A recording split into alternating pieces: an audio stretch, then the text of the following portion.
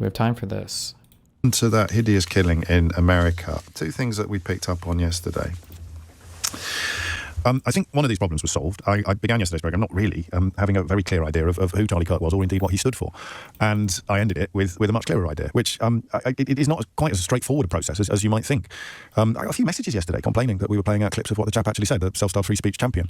And then I bumped into Ian Dale yesterday evening and he said, oh, you're getting a lot of flack on Twitter. And I said, well, what on earth? Wait. Real quick, what is this? All right. When I do the worm, dude. I know how. Dude. You guys view these things too seriously, okay? When I debate Destiny, okay, it's not really a debate though. Like it's not like I'm not a debate bro. I thought Destiny, I'll just talk to him. It's not like that. It's not that serious, man. I did not get rolled anyway.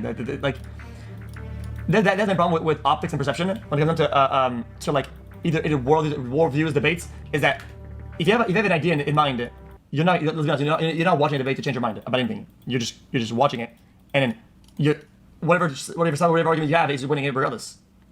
Some points I made that are very good. Nobody even blink an eye about it. Okay, comparing Barack Obama to libs of TikTok is the most bottom of the barrel argument you can make. Like, you understand libs of TikTok was invited to the White House. I think, weren't they one of the people that was holding the Epstein files? Weren't they one of the invited people? Also, there were other people on that list like Elon Musk and the video by Donald Trump. And there are other lawmakers. Like, he can keep trying to pivot to that over and over and over again, but... How are you going to portray arguments like, guys, this is arguments of authority, arguments to listen to, right? As the president, he says, oh, the president is high, people should listen to that, right? That's what makes impact. And then he makes Barack Obama for the left and libs of TikTok for arguments of the right. Come on, man. Libs of TikTok, really? To Barack Obama? There's no shot. There's no shot. No shot.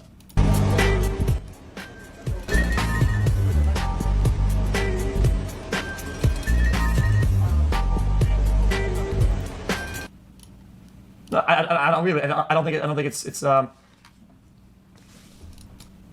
and also my point about making this like oh, this guy's probably a leftist, this guy's probably a rightist, this guy's probably whatever. I think it's just like it's just dumb, because you would get mad if somebody did this and it was about somebody's race or somebody's sexuality or somebody's identity. It would be weird and wrong to do so. But whenever it's about, oh, this guy's probably like a crazy right-wing and whatever, then it's okay to do it. I don't think you should be doing it at all. Like, if those groups were trying to foment violence in the United States, then at some point, yeah, you probably would call it out. There was like a trans radical movement. I already said this in my debate with him. And then trans people started killing me. I'd be like, yeah, this is not good. It's just, I don't want to... No man, do I love CBT. Any CBT enjoyers in chat? Interesting. No, I also he was one about me not criticizing the president. I do it all the time. We must stop calling Charlie anything other than a civil rights leader. We oh my God. need to plant that stake deep. It is time that we point out that what he was doing was not politics. What he was doing was trying to stand up for people's civil rights, to show people how a civilization is not a civilization unless you can have a dialogue with people who are diametrically opposed to you, that don't believe anything. Is this libs of TikTok? I don't even know what the person looks like. But if so, epic. That you believe in. And yet you can have a civil dialogue, and how important that is. That's our civil right, our right to free speech. And that gunman was trying to take that right away from him and from you and everyone else. Shut up. You will be silenced. You will not say those things. And there has been a force in this country to try to convince people that you don't have a right, that you have a responsibility to silence others. You don't. In this country, one of our main civil rights is we can express ourselves the way we feel we need to express ourselves. And I'm sorry, if you don't like it, you have to just take it and then say, I'd like to have a discussion with you on that. I'd like to know how you got there. I'd like to have the opportunity to argue against that. And you have that right to argue against it. And hopefully, if we are more like Charlie Kirk, we're having those dialogues with each other in a civilized fashion. But make no mistake, Charlie Kirk was a civil rights leader as much as Martin Luther King. I'm waiting to see the first city that will make a Charlie Kirk Boulevard. Phoenix, you should be the one. There's a Martin Luther King Boulevard. There should be a Charlie Kirk Boulevard. Oh my God. Charlie Kirk was a civil rights leader, and we must take that for him and own that. Because all of these so-called civil rights leaders, Black Lives Matter, that was a money scam. That had nothing to do with anything other than money and power. Charlie was actually fighting for civil rights.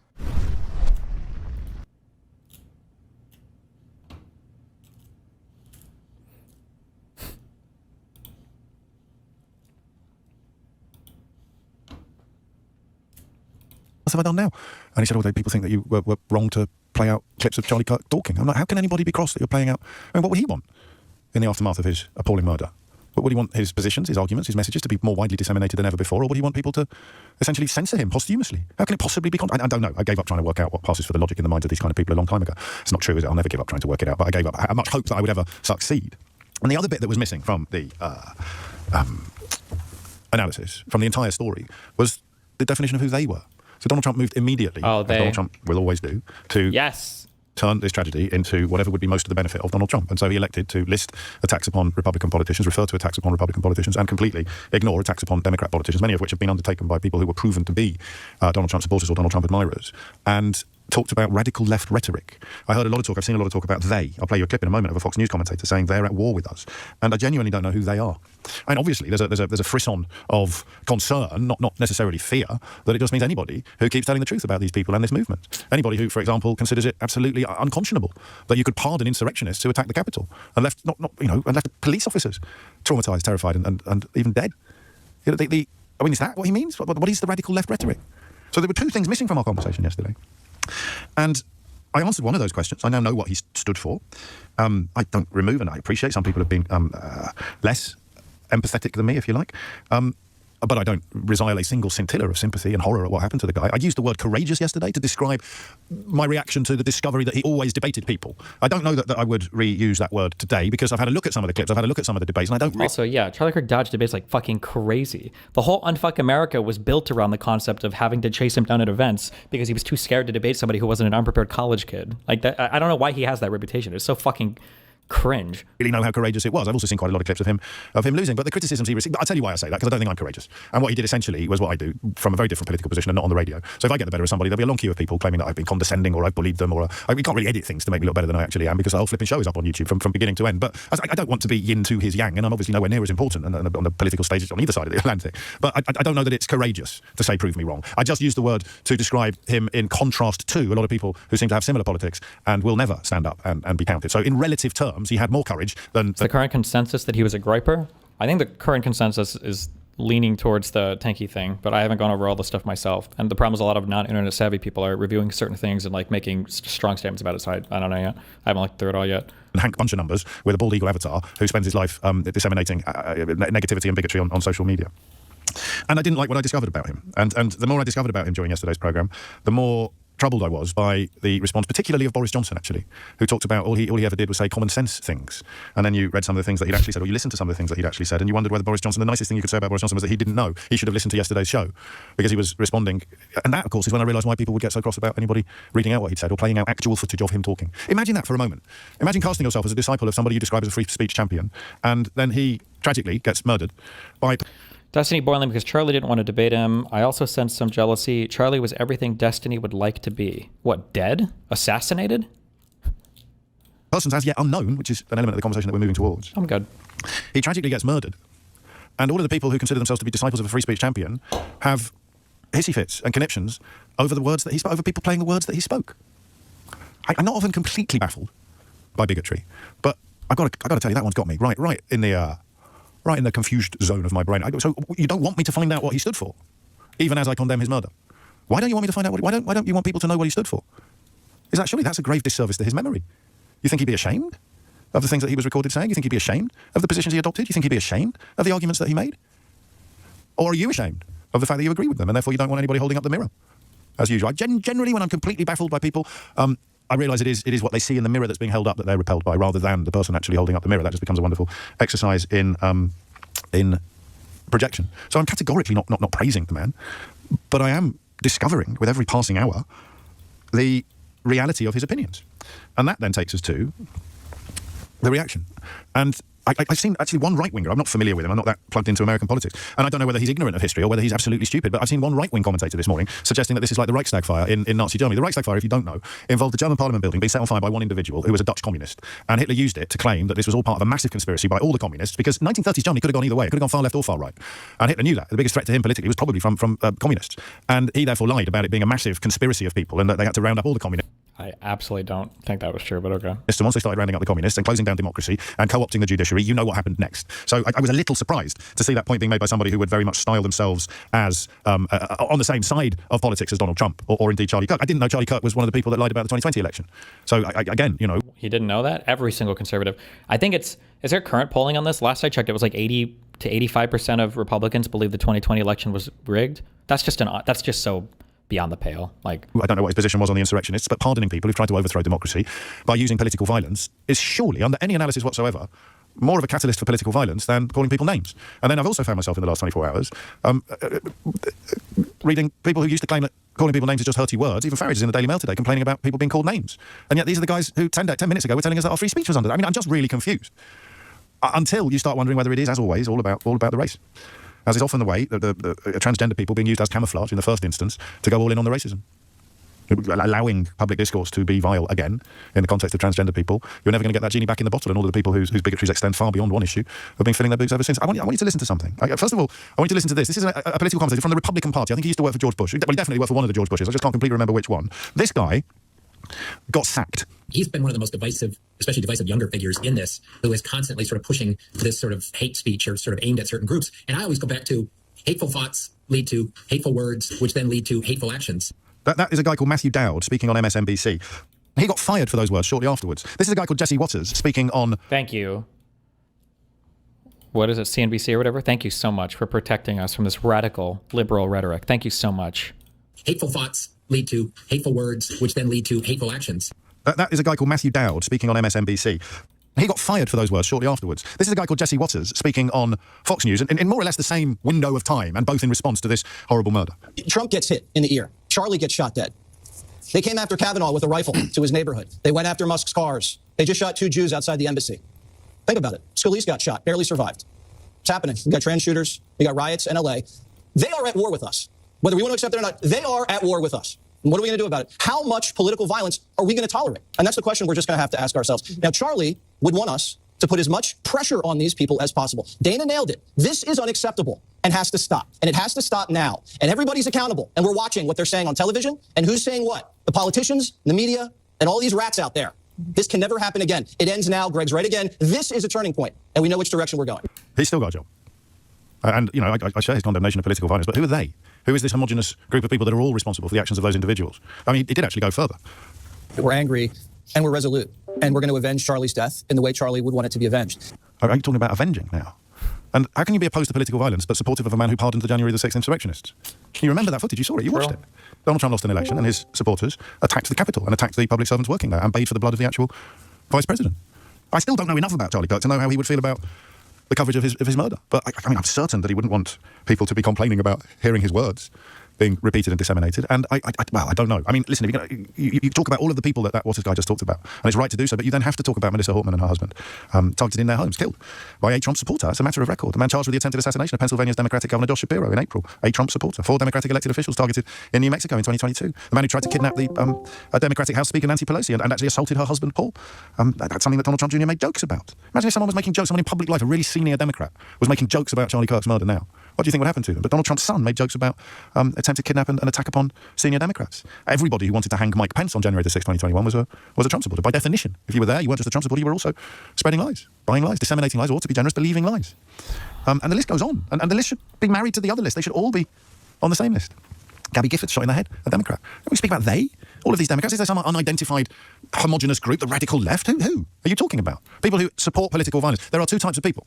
People who support political violence and people who don't. Actually, there are 3 types of people. There are people who undertake political violence, and they are the worst. All right? Then there are the people who support political violence, and they are the second worst. And then there are the people who abhor and condemn political violence, and they are all of us. Why is that suddenly complicated in the context of this story? Why is it suddenly tribal? Why is it political or footballified? Here are the people who undertake political violence, up to and including whoever turns out to have shot Charlie Kirk, and all of the people, for example, who attacked the Capitol in 2021. Here are the people who support political violence, whoever is doing it. and here are the people who don't. That's a scary division, right? That's a really scary division. Because you kind of end up being told in this context, in this sort of crucible of very carefully cultivated hatred, that anybody who disagrees with you is responsible for the political violence enacted against the people who agree with you. Okay, hello. Welcome. Greetings. Okay, we're Tali and Dev will be here in about 2 minutes, but no need to wait. We can just kind of get started, and when they're here, we'll pull them in, and we'll just have a discussion here. So, without further ado, welcome, one and all, to yet another episode of Wick TV. It's a cross-ideological space where we come together to talk about issues both political and cultural, from the silly to the serious. Today, we have had this week, we've had a political assassination in America. Charlie Kirk was shot in the neck at a Turning Point USA event where he was on a college campus where a gunman who just was captured today killed him. This has caused a lot of discussion on where we are at as a country when it comes to political violence, and there's a huge uproar on the right, with many calling for blood, for war, civil war, all sorts of things, and there are many on the left who have been celebrating this as well. We're going to talk about today how, or if we even should, turn the temperature down, what is causing all this political violence, and maybe how to fix it.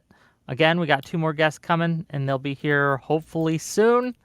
But first, I want to give the mic to Gen Z attorney. Tell us who you are, what you do, what are your thoughts on all this. Go ahead, sir.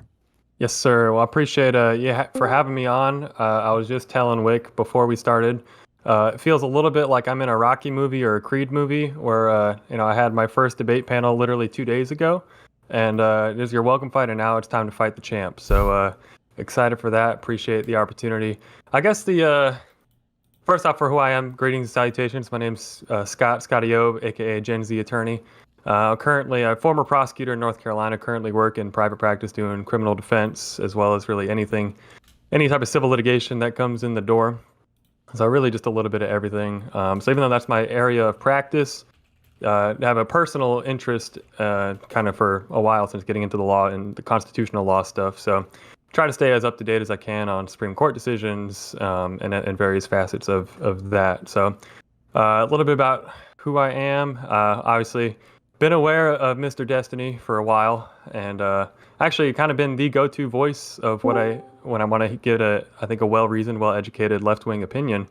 I think starting back in the Manosphere arc, the Red Pill arc, and So as far as the situation itself, obviously I'm a right-leaning person. I'm trying to make the reasonable right be a thing again. That's my calling card, and I will extend as many olive branches as is necessary, even if that means beating you over the head with the olive branch, and hopefully to get to some sort of common ground. I don't know. Regarding the situation itself, I feel like we're going to get into that, so I think I'll hold off for now and let the other folks do their bit. Okay, well, thank you for being here. I'm sure we will get into it. Tali, now that you're here, what are your thoughts? Okay, sorry for the delay.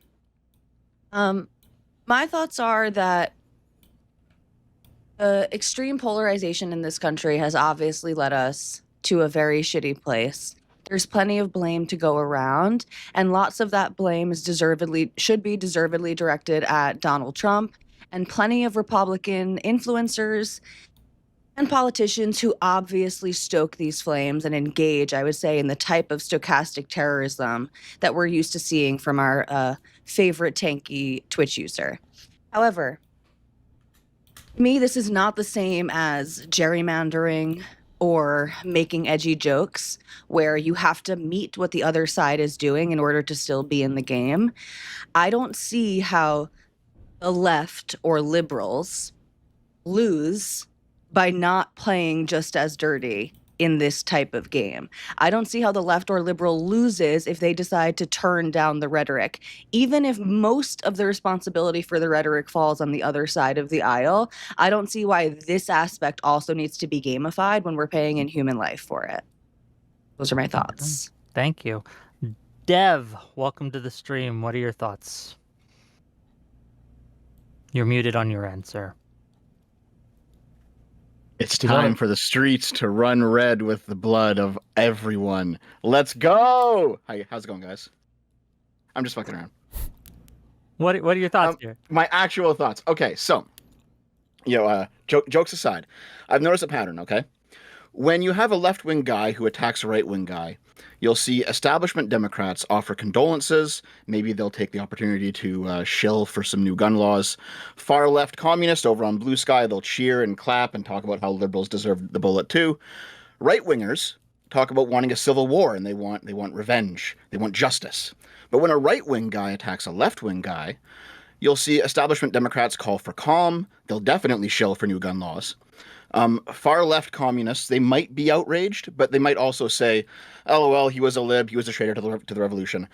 And then right-wingers, they invent these fucking conspiracy theories about how the attacker was not truly right-wing. He was a crypto-leftist, or he was a glowy or some shit. And there can be no real reconciliation unless the right deals with its own violence. And that's kind of weird to say when it was a right-winger who just got killed, but it is nonetheless the truth. And I guess we'll get into it as to why. Yeah, we will. And last but certainly not least, Destiny, what are your thoughts here? Political violence and what we do about it. Yeah, we have a leader right now in the United States of America. His name's Donald Trump. If anybody has the responsibility to turn down the violence, it probably should be him, especially given that he's the one that pushes a lot of it. Seeing Charlie Kirk get exploded on Streamable over and over again is exactly the type of stuff that Republicans push for. It's exactly the type of stuff they want. You can tell by the way they respond to it. It's not a call for peace. It's a call for more and more and more violence. That violence just always seems more acceptable when it's not happening directly to you. If you have two people standing in front of a piece of paper doused in kerosene and both of them have a match, one person extinguishing their match is not going to prevent the paper from catching on fire. This weird game of saying the left needs to turn it down over and over and over again, we're like a decade into this insanity. And Donald Trump, even today, like people on Fox and Friends are begging him to call off the civil war that the other side keeps screaming for, and he refuses to do it. Matt Walsh from the Daily Wire and a ton of other large right-wing figures are literally calling for revenge, for retribution, for some type of war. The idea that the left shouldn't say anything or that the left needs to take the lead on this, civility is achieved when both sides agree to be civil. And if the right isn't agreeing to be civil, then the left is being amoral or immoral by trying to be civil. You shouldn't subject yourself to extinction when the right is calling for, a total destruction of your side and keep saying you're at war. Okay, and with that, I open up the floor. If anyone feels they're being talked over or needs to get a word in edgewise, just let me know. But other than that, let's get to the conversation. Yeah, I'll go first. My first question for Destiny would be, if we had a clip of Trump today saying that it needs to be nonviolence and kind of honoring and lifting the spirit of Charlie Kirk and following in his footsteps, would that change any of the analysis we're doing here? If Donald Trump was making strong disavowals of violence and saying everybody needs to turn it down, that would be very good. It would start to change things, yes. Okay, so I don't want to do the clip game back and forth, but I just, you want to take my word for it, great. If not, we can do the clip game. Saw a clip of him today. I don't know if it was on the White House lawn, and I heard him explicitly saying, basically, I've already seen the clip that you're talking about, and literally 5 seconds before the edited clip you've seen, he blames radical left Democrats. So no. So then, in that spirit, then I seem to recall back to the Biden Independence Day speech, which I agree was not as bad as people make it out to be, because he puts this caveat in there where he's saying, "Oh, it's not the whole Republicans, it's not the whole conservative movement, it's just those MAGA Republicans." And seemingly putting that caveat in there was enough to kind of quell people, or I guess get folks on the left to think, "Oh, look, he's not calling for violence. It's just those crazy MAGA Republicans." I've watched the entire speech and I've read the transcript, and I can link it to you. He's explicitly talking about people who deny the results of the 2020 election, a belief that over 80% of conservatives hold today. It is fucking insane, and he was 100% correct in his analysis. And so you're saying there's a world of difference there then between Biden, when he clarifies and says, "Oh, I'm just talking about MAGA Republicans," but then when Trump says, "I'm just talking about radical left Democrats," they're saying that's different. Those clarifications. Biden was talking about people that were denying the outcome of the election. When Donald Trump says radical left Democrats, he's talking about every Democrat in the United States of America. Biden explicitly said afterwards, I don't even think the majority of Republicans are MAGA Republicans. But he was explicitly talking about people that denied the results of the election, which is a view that most conservatives, a huge majority, hold today. Which that's absolutely corrosive to our democracy. This morning, when Donald Trump was asked, what can we do? What should we do? Donald Trump says, take vengeance. And then the guy's like, at the ballot box? And he's like, well, yeah, voting, but that doesn't work anymore because it's all rigged. And that was what he said. It's like, oh, okay. So I guess we're just gearing up for a civil war. Okay. Go ahead, Tali, please. I guess I just so what comes next then? So Destiny, I really am with you that this is to both sides, this is not an accurate portrayal of what's going on. I find myself very frustrated that so many people on the right can't bring themselves to also just de-escalate. And overwhelmingly Democratic politicians and Democratic center lib, whatever influencers have been calling this out and have seemed justifiably horrified.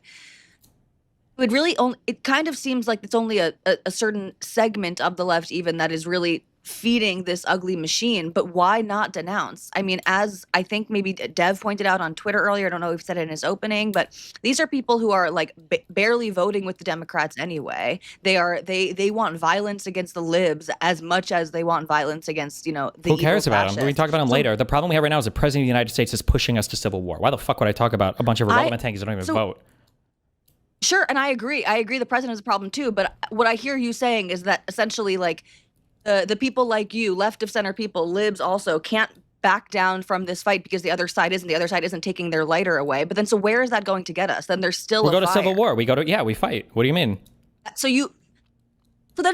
Okay, so we're gonna go ahead towards civil war. Sure. What kind civil of war is better than extinction, right? What do you mean? What kind of a solution is that? It's up to the other side. You can't choose to have both people go to civility. That's not a choice that one person can make. One person can choose to either fight or be made extinct. And right now, that's what, if the other side chooses to fight, those are your only options. That's all you can do, right? You say made extinct, okay, but so you're leaving out again, we're doing, it's bizarre the analogies we're making here because we're kind of talking about rhetoric online, and then we're also talking about actual violence in real life. But what do you think what do you mean we're talking about rhetoric versus actual violence? What do you think politics is? What I'm saying, when you say I'm not trying to say that these things are entirely separate, but when you say we're facing possible extinction, do you mean that in a literal sense? Eventually it'll get there. Yeah, we're getting closer and closer. But yeah, that we've played this game over and over again. I'm sure most of you on this panel watch me go on Piers and have the same argument a year ago, where every time something happens, the right either makes a conspiracy theory, doesn't own their side, or they blame the left, or they want civil war. The left denounces and cucks out. Fucking Dodd just got fired for saying that Charlie Kirk's rhetoric played into this. He got fired from MSNBC. Give me a fucking break, right? And we're just gonna keep doing this over and over again. Well, Donald Trump is literally encouraging violence over and over again. It's insane. It's insanity. Yeah, people should fight back until the other side stops. I mean, what else? Yeah, what else are you gonna do? Just sit there and just keep getting killed over and over and over again, figuratively, metaphorically, literally? I mean, but I guess what just confuses me the most is I feel like the most recent arc we just went down was the liberals need to kick out the crazy lefties because they don't help electorally, and they go out and do crazy stuff, and then they cheer each other on. And I know you can try and denounce it as, oh, it's 6-follower blue sky accounts, but I mean, we do need to denounce it, but that's not what this conversation is about. The only reason why those people have so much say or sway is because of how dominant they are on social media, and because the right likes to point them out all the time. Yeah, I mean, that's certainly, you can look at the political strategy of doing that. It is effective because we can all agree, and it's anger is what sells and whatnot. But I feel it's anger that sells the Republican Party. The Republican Party is driven by spite and vitriol and hatred more today than at any point in my lifetime. It's just not even close to what it used to be like. Could you imagine Donald Trump being the president after fucking 9/11 or something? Or he's incapable. He's not effective as a leader. He's incapable of leading. Every conversation you have with a conservative is constantly saying, well, he's funny, LOL, the jokes are cool, who cares what he says? He's not a good leader. This is what the conservatives have wanted the entire time. But I guess that's what I'm just trying to get towards, and I think we can all agree, right? It's when we look at these crazy individuals, and yes, it's anonymous 6-follower accounts on Blue Sky, but it's also non-anonymous larger accounts. I can pull. I was screenshotting them today just to see if we need to go through them. Just pretty much everyone I saw where it's 500,000, million plus, and not just Hassan. It's other. I don't know how these people get their followings, but dishing out the same kind of rhetoric and cheering each other on. And so if that's the crowd, I think that's the crowd that we should all agree is like a crowd that deserves no place in the We in all the agree with process. that. They don't have a place in the political process. They're not in Congress. They're disavowed by all of our leadership. They don't exist except for in the Twitter retweets of conservatives that are trying to make them a bigger deal than they are. So then explain to me how in the day after the election, when you're on there with Brian Tyler Cohen and all the other folks that were in that call, and you're specifically talking about we need to jettison these pro-pallies that threw the election for Trump, which by the way, if I was on the left, that would piss me off I'd probably kill myself if that was the case. If we're losing elections because these crazies think, yeah, do what they're going to do. But if that's not the fight that the internal fight the left is trying to go through right now, is we need to kick out these pro-pally crazy far left, just whatever term you want to use for it. But now it's like and of course we have more to learn about the shooter, but from what it seems, it's going to be someone who is obviously not a fan, and which presumably puts them onto the left and puts them into this category. Why are we like focusing on, hold on, it's the right. Did you vote for Donald Trump on all 3 times? Yeah. Okay. Did you watch Charlie Kirk's neck explode when the fucking blood came gushing out after he got shot? Yeah. Do you accept that you voted for that? No. Okay, then you're fucking delusional. There's no reason to have this conversation. I don't know why. I don't know why. Why are we talking about the radical left right now when the president of the United States, a guy who has done violent rhetoric over and over again, who has pardoned every single person that he can that's involved with violent crime on the right, you voted for this. This is what you wanted. This is what you want. This is what you voted for, and this is where we are now. Why the fuck are we talking about the far left? I don't give a fuck about Hassan or the far left right now. The leader of the United States, the ex-leader of the free world, I don't know what the fuck the United States does right now, will not disavow violence. When the people on Fox and Friends are begging him to disavow, he won't do it. Why the fuck are we talking about tankies? I guess I just reject that we're pinning this exclusively on one person. I think you can understand this is a much broader problem. No, it's we not. can agree. No, it's we not. can agree. No, hold on. You're Hold lying. on. You're just lying. We can agree Trump may have the biggest impact as being the president. I'll agree with you there. But this is just such a bigger problem than any one individual The person. problem is Donald Trump. That's the problem. He's signing off on the violence on the right. There's a reason why 7 out of 10 of the largest protests in U.S. history have happened on his watch over the past 5 years of his presidency. Like, it's not a coincidence. At some point, you have to wake the fuck up and realize that the voting's not a meme, that his rhetoric isn't a joke, that all the memes about invading Chicago and deploying the National Guard and bombing Iran and calling it the Department of War and invading Greenland and Panama, at some point, you have to wake the fuck up and go, fuck. Maybe this shit is actually not a meme. Maybe it's not funny. Maybe I should probably rethink when I'm voting to watch people like Charlie Kirk get fucking assassinated on Streamable. Like, I don't know what it takes to wake you guys up to it. The fact that you want to come here and talk about tankies is just insane to me when your own leader of the United States of America won't just simply say, hey, everybody should stop killing people. Deb, you wanted to say something real quick? Go ahead.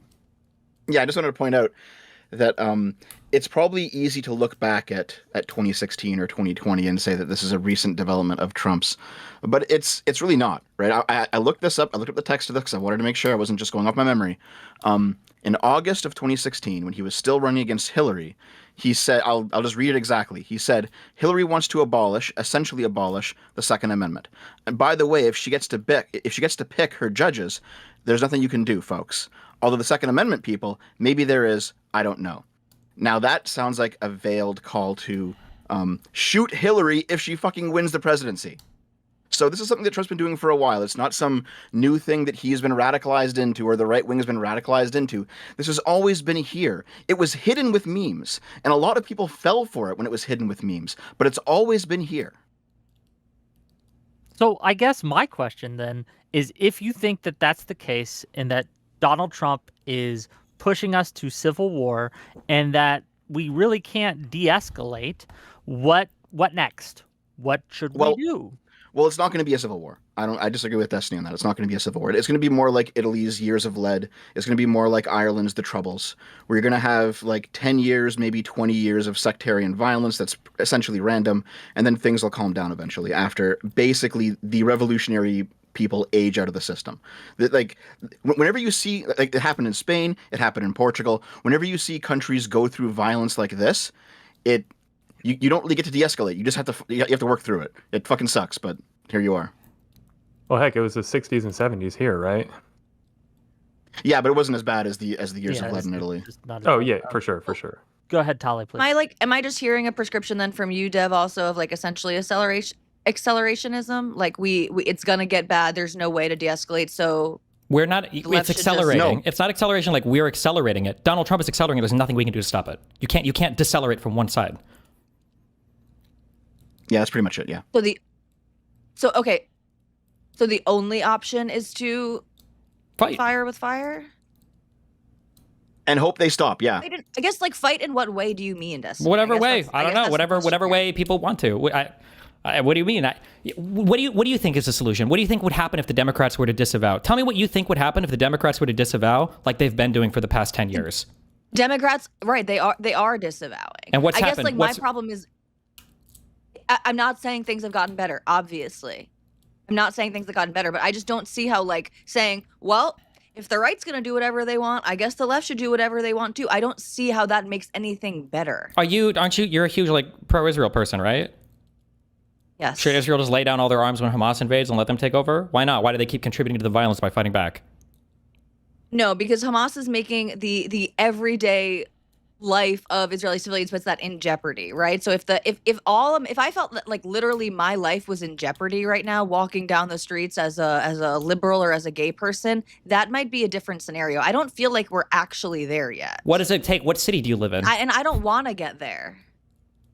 When Donald Trump is deploying the National Guard to D.C. for crime purposes, when Donald Trump is using the National Guard against governors' consents in California, he's sending the Marines down there. When Donald Trump is deporting people sometimes at random, when he's invoking the Alien Enemies Act, like at what point are you like, maybe this is probably not a good thing. Maybe this is kind of unsafe. I think we can say all of those things are not good things and that they're unsafe, and I don't know why the answer is, again, so we should just be just as violent and disregarding of the Constitution, etc., as the right. I don't know. I don't see why that's the because the alternative is just extinction. That again just feels like just extreme hyperbole to me. What do you mean extreme? What part is extreme hyperbole? Is Trump driving more violence or not? Is Trump? He doesn't think that this is going to end. Yes, he is. His rhetoric. Trump is driving extreme violence. Trump will never disavow violence on his side. But the opposite of that, he's actually pardoned every single person he could that's been involved in violence on his side, right? Every single person's probably a stretch, but certainly. All the J6ers, at least, and the people that were convicted of seditious conspiracy and everybody involved in his campaigns that have lied on his behalf and helped to do... It's not a point that I'm trying to fight. Okay, so he's done that. He continues to signal to people that violence is okay. He's talked about using the military to go to cities, whether the governors or the mayors like it or not. Like at what point... do we wait for the soldiers to start shooting and they're like, wow, guys, I think maybe telling people to bring the temperature down, maybe that wasn't enough. So then if we're at the point though, where it's extinction, it's fight or extinction that you're saying this is the only two options on the left right now, I guess just direct question, is someone justified in killing Donald Trump? We're not going to do Fed. I'm not Fed posting right here. We're not doing that. But if we were on a different platform, maybe we could do a little bit of... I already got 20 FBI agents. I already got 20 FBI agents just watching all my shit all the time, so. Okay. So it's hard to have this conversation without at least... Oh, sorry, I'm muted on my end. It's hard to have this conversation without at least in a video game or hyperbolically or something discussing this. And I understand we don't want to... Well, stop here. Well, not in a video game. Hold on. Wait. Can I ask a question? Real question. Hold on. For Gen Z attorney and Telly, do you recognize that Donald Trump's statements today increase the chances of me getting fucking murdered at the next event that I do? Are we saying... Donald Trump today was asked to disavow. He was asked on multiple times on Fox and Friends. They asked him, "Will you tell people on the right who want revenge that they shouldn't do that?" He wouldn't say no. He said the opposite. He said, "Well, we could fight at the ballot box, but all the voting is rigged." So do you acknowledge that Donald Trump is saying things right now that directly lead to an increased chance of me being in the next video for my next event? Yeah. I would probably agree too, but is it more so of an impact than a guy picking up a gun and going and killing Charlie Kirk at a public event? Like what's more weighing in on that equation? I don't know how that's relevant. I don't know if we can control every single individual person necessarily, but the president of the United States is the one driving the rhetoric right now for political assassinations. And it's right now 100% purely responsive and reactionary to the fact that someone took a gun and went and killed Charlie Kirk at a public space at a It's not right event. now. It's been since the quote that Dev had came from, I think that was that before he was even elected? Or was it right after he was elected? Yeah, but So how are you asking It was me? August How are you asking me? 2016. August 2016. Okay, so how are you asking me we should turn down the rhetoric when there is a guy on all major media right now who's the president of my country who is saying things that is increasing the likelihood of me getting assassinated? Like, why the fuck would I have any... Because your response to it increases the likelihood that you'll be assassinated as well, right? No, I don't think so. Into the narrative. What, because you're one of the good ones? And let me explain, if I may.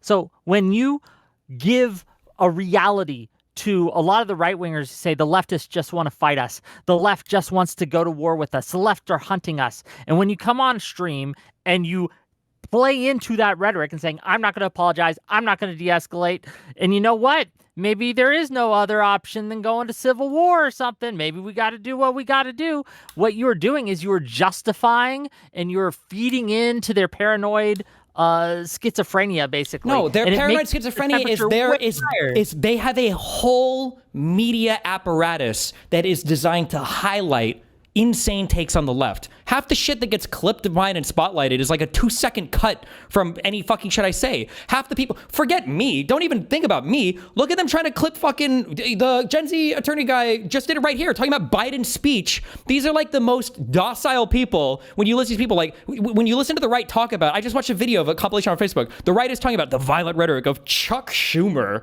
of Kamala Harris, of Joe Biden. These are like the most, are you serious? These are the go-tos? Because they're saying things like, our nation is in chaos. Give me a fucking break. Like, these motherfuckers will find anything they can to spotlight to try to make it seem like there's some genocidal intent on the left. And then meanwhile, the left has to disavow over and over and over and over and over again, and the president does nothing. So fuck it. It's stupid. Didn't John Roberts have to come out and explicitly call out Chuck Schumer by name for his comments directed at the Supreme Court?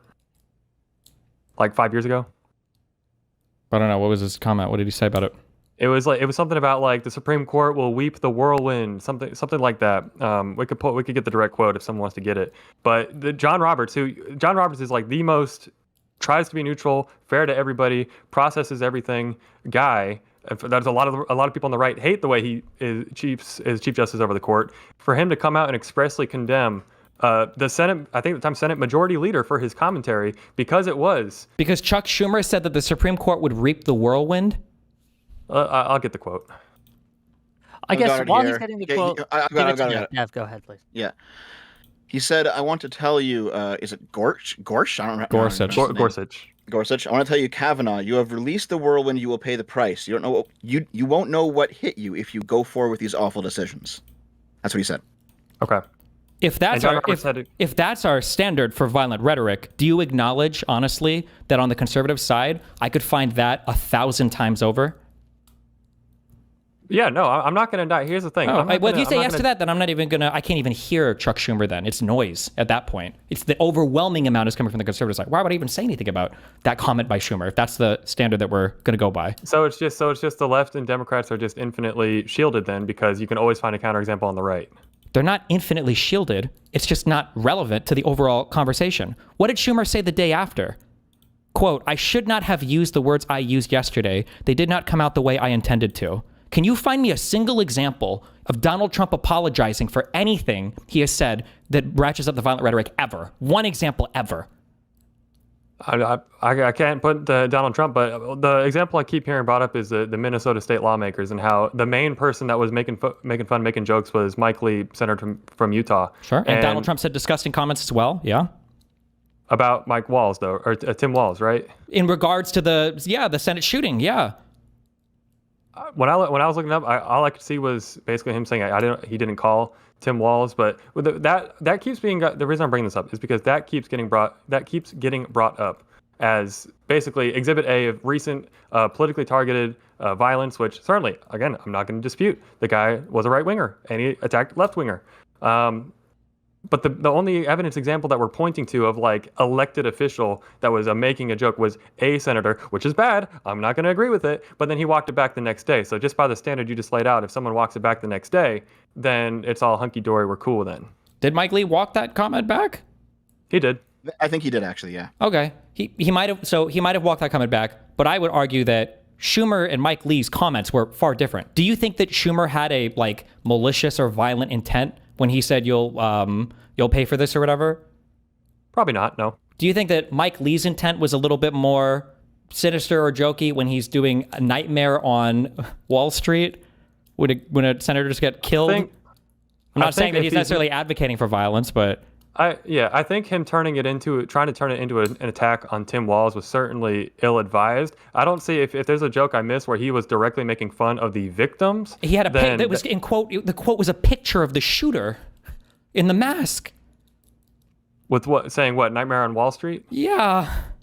Okay, so it's an attack. It's not an attack on the people, on the victims. It's trying to make a political attack, an ill-advised, ill-timed political attack. But you can still see it's still a difference in kind there, though, right? I want to quote. Did Mike Lee walk it back, or did he just delete his post? He deleted it and he put out an official statement through his office saying, I could find the official quote, but it was a denunciation of what I said was wrong. Okay. While they find that, though, my concern here, Destiny, with the things that you've said, at least on this panel, which is I feel are far more extreme than what even you were tweeting about. Let me ask you this: do you think that telling people that, hey, gang, there's really nothing we can do, we can't de-escalate, the right and Trump are out to get you, and they want to bring us to civil war, and then let's say tomorrow someone picks up a gun and goes out and tries to assassinate Trump again, do you not feel at least somewhat that you have been responsible for that, or you would feel responsible for something? Maybe, but that? Let's back up for 1 second, okay, and not be the I don't even want to say optics cucked, because you're not even being optics cucked. We're being delusional. What is anything that you just said leading up to that last statement? Were any of those statements incorrect? Is Trump basically coming after people? Is Trump basically advocating for his audience to go after people? What is incorrect? Was anything that you said? Yeah. If we de-escalate, that we're going to be led to extinction. Okay, so you think that? Do you think that the left can de-escalate right now? Yes, absolutely. I think the left can, at least from their part, turn the temperature down in such a way that we are more likely. Do you think that the left has been control? Hold on, let me finish. To take control back of the House and the Senate in 2026, and also win in 2028 electorally. Because remember, there's more than just two players to this prisoner's dilemmas game. There are other factors involved, including a whole host of people who are watching what we do and judging accordingly. And I feel that if we do de-escalate and the right does not, that those other players, the electorate, will give us the W. Really? Did that happen last year? No, but it happened in 2022. It happened in 2020. Yeah. It happened in 2018. I agree with that. Yeah, sure. And in 2020, first of all, also, you don't agree with that because Donald Trump tried to literally coup the government and you still voted for him. So I don't know why you're saying I agree with that, okay? The fact that Donald Trump engaged in the behavior that he did in 2020, didn't make a single adjustment or tweak whatsoever to his electoral strategy through 2024, and then won the election, shows that something is like fundamentally broken in our media or political apparatus or in the way we're communicating with each other. This idea that one side can de-escalate, I just don't think that's ever been true at any point in human history. I don't think it's been true in our recent history. I don't understand where this idea that if one, I feel like the left has largely been de-escalating, right? The peak bad was probably, I guess, like the BLM riots, which Biden and Kamala had to disavow in order to run. It was the Chaz stuff that was peak bad. Chaz was pretty fucking bad.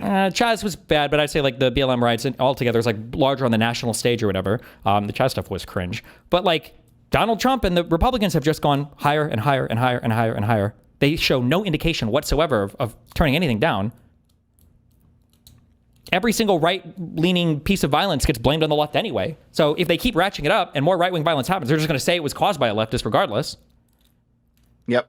I mean, whenever I talk to my right-wing friends who are solidly in the right-wing bubble, like people who are decent, that if you broke them out of that media sphere, they would, the scales would fall from their eyes, but they're still in it. Whenever I talk to them, their view is always that oh, it was actually a leftist who did that last attack. It was actually a leftist who did that. It's actually the deep state. It's a glowy. And it's like, well, even if the left stopped doing violence, they'd be blamed for the violence anyway.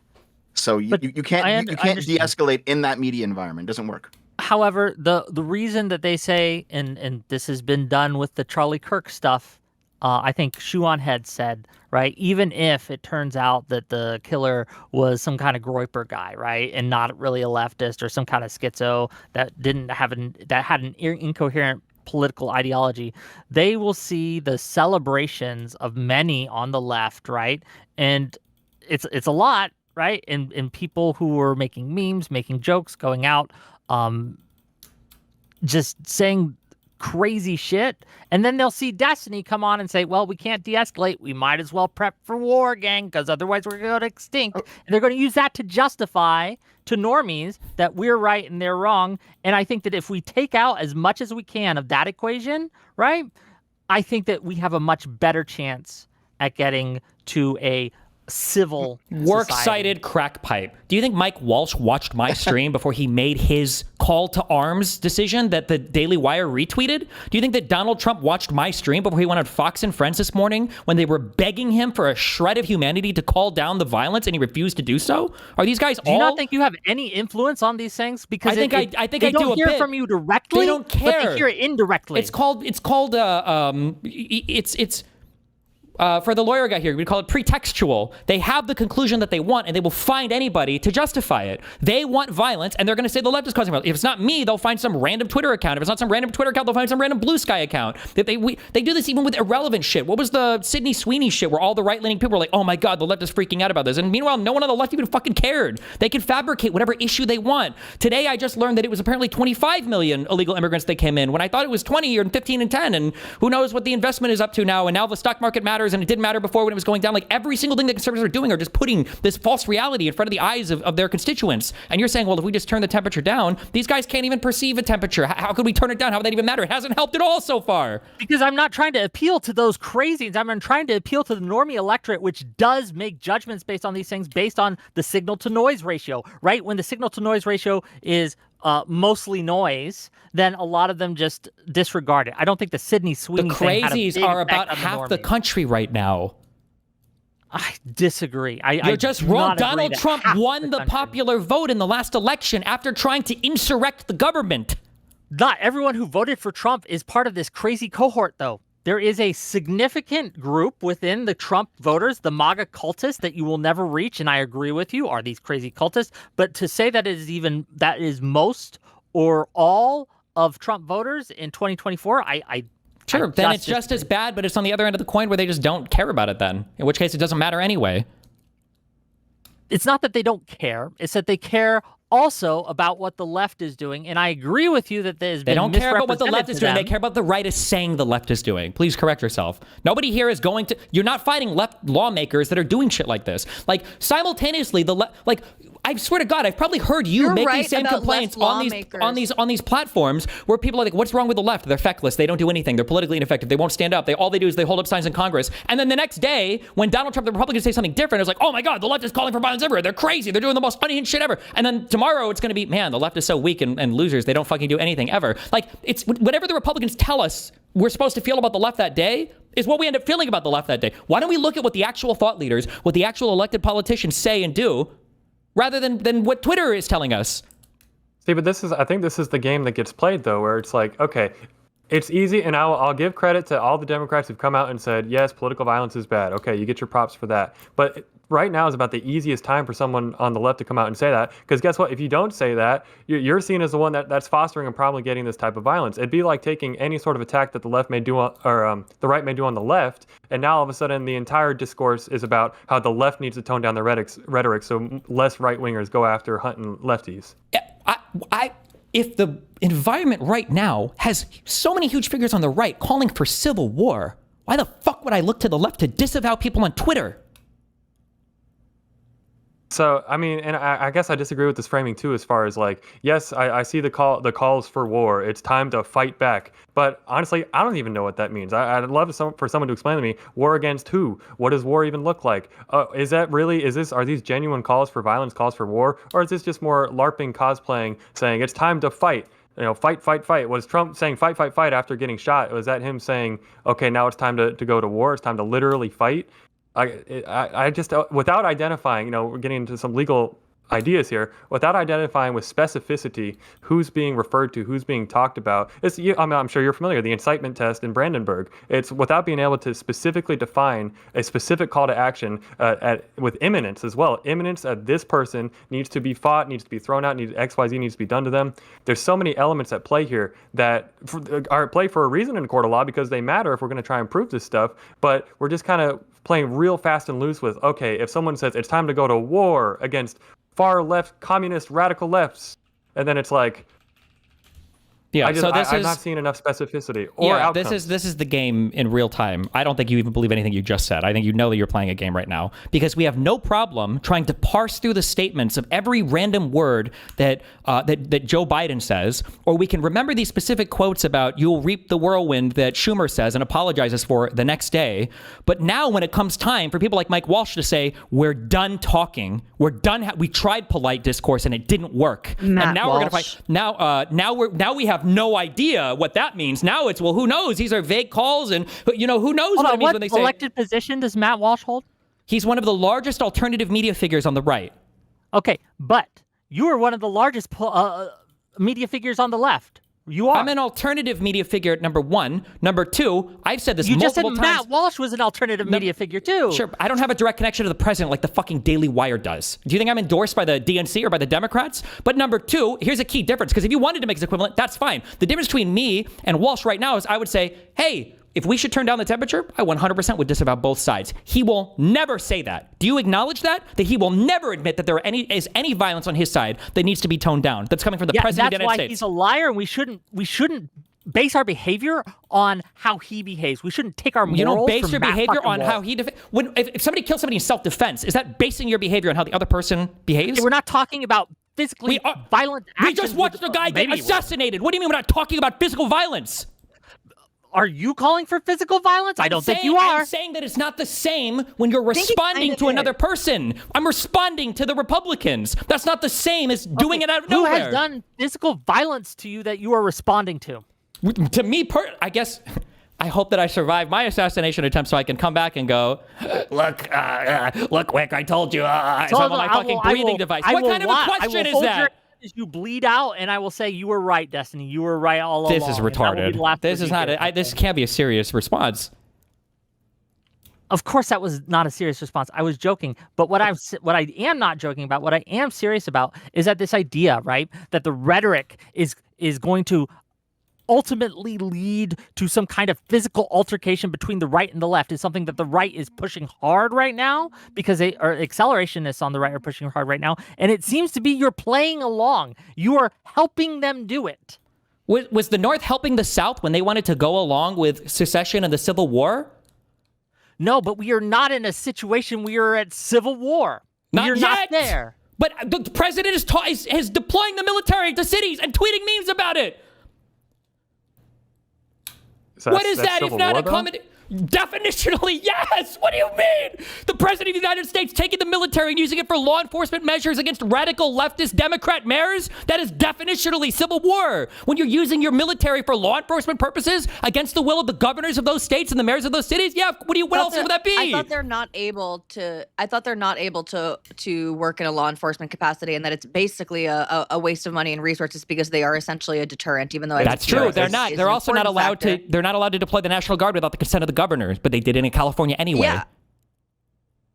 That seems to be a question that the courts need to adjudicate. And oh my God, the courts need to adjudicate. We need to have the courts ask the question of whether or not the fact that you would even say that that we need to wait for the courts to weigh in on whether President Donald Trump can send the military to the states to do law enforcement. Like, what? How do you have so much credit for this guy? It's fucking crazy to me. I'm not. Well, no, I'm saying in order to fight back on that note. is what I'm saying. No, I'm the not fact saying, that oh, that's who even knows a if this is normal right or question wrong. is unhinged. It's like watching Trump rape a 9-year-old girl and say, we need to find out if those were tears of joy before we find out if something wrong was done. This is an unhinged statement. That's a crazy statement to make. I don't see how those things are analogous at all. Because you're asking me, do I need to wait for the Supreme Court to tell me if the President of the United States posting memes about sending the military to do law enforcement in Chicago is a bad thing?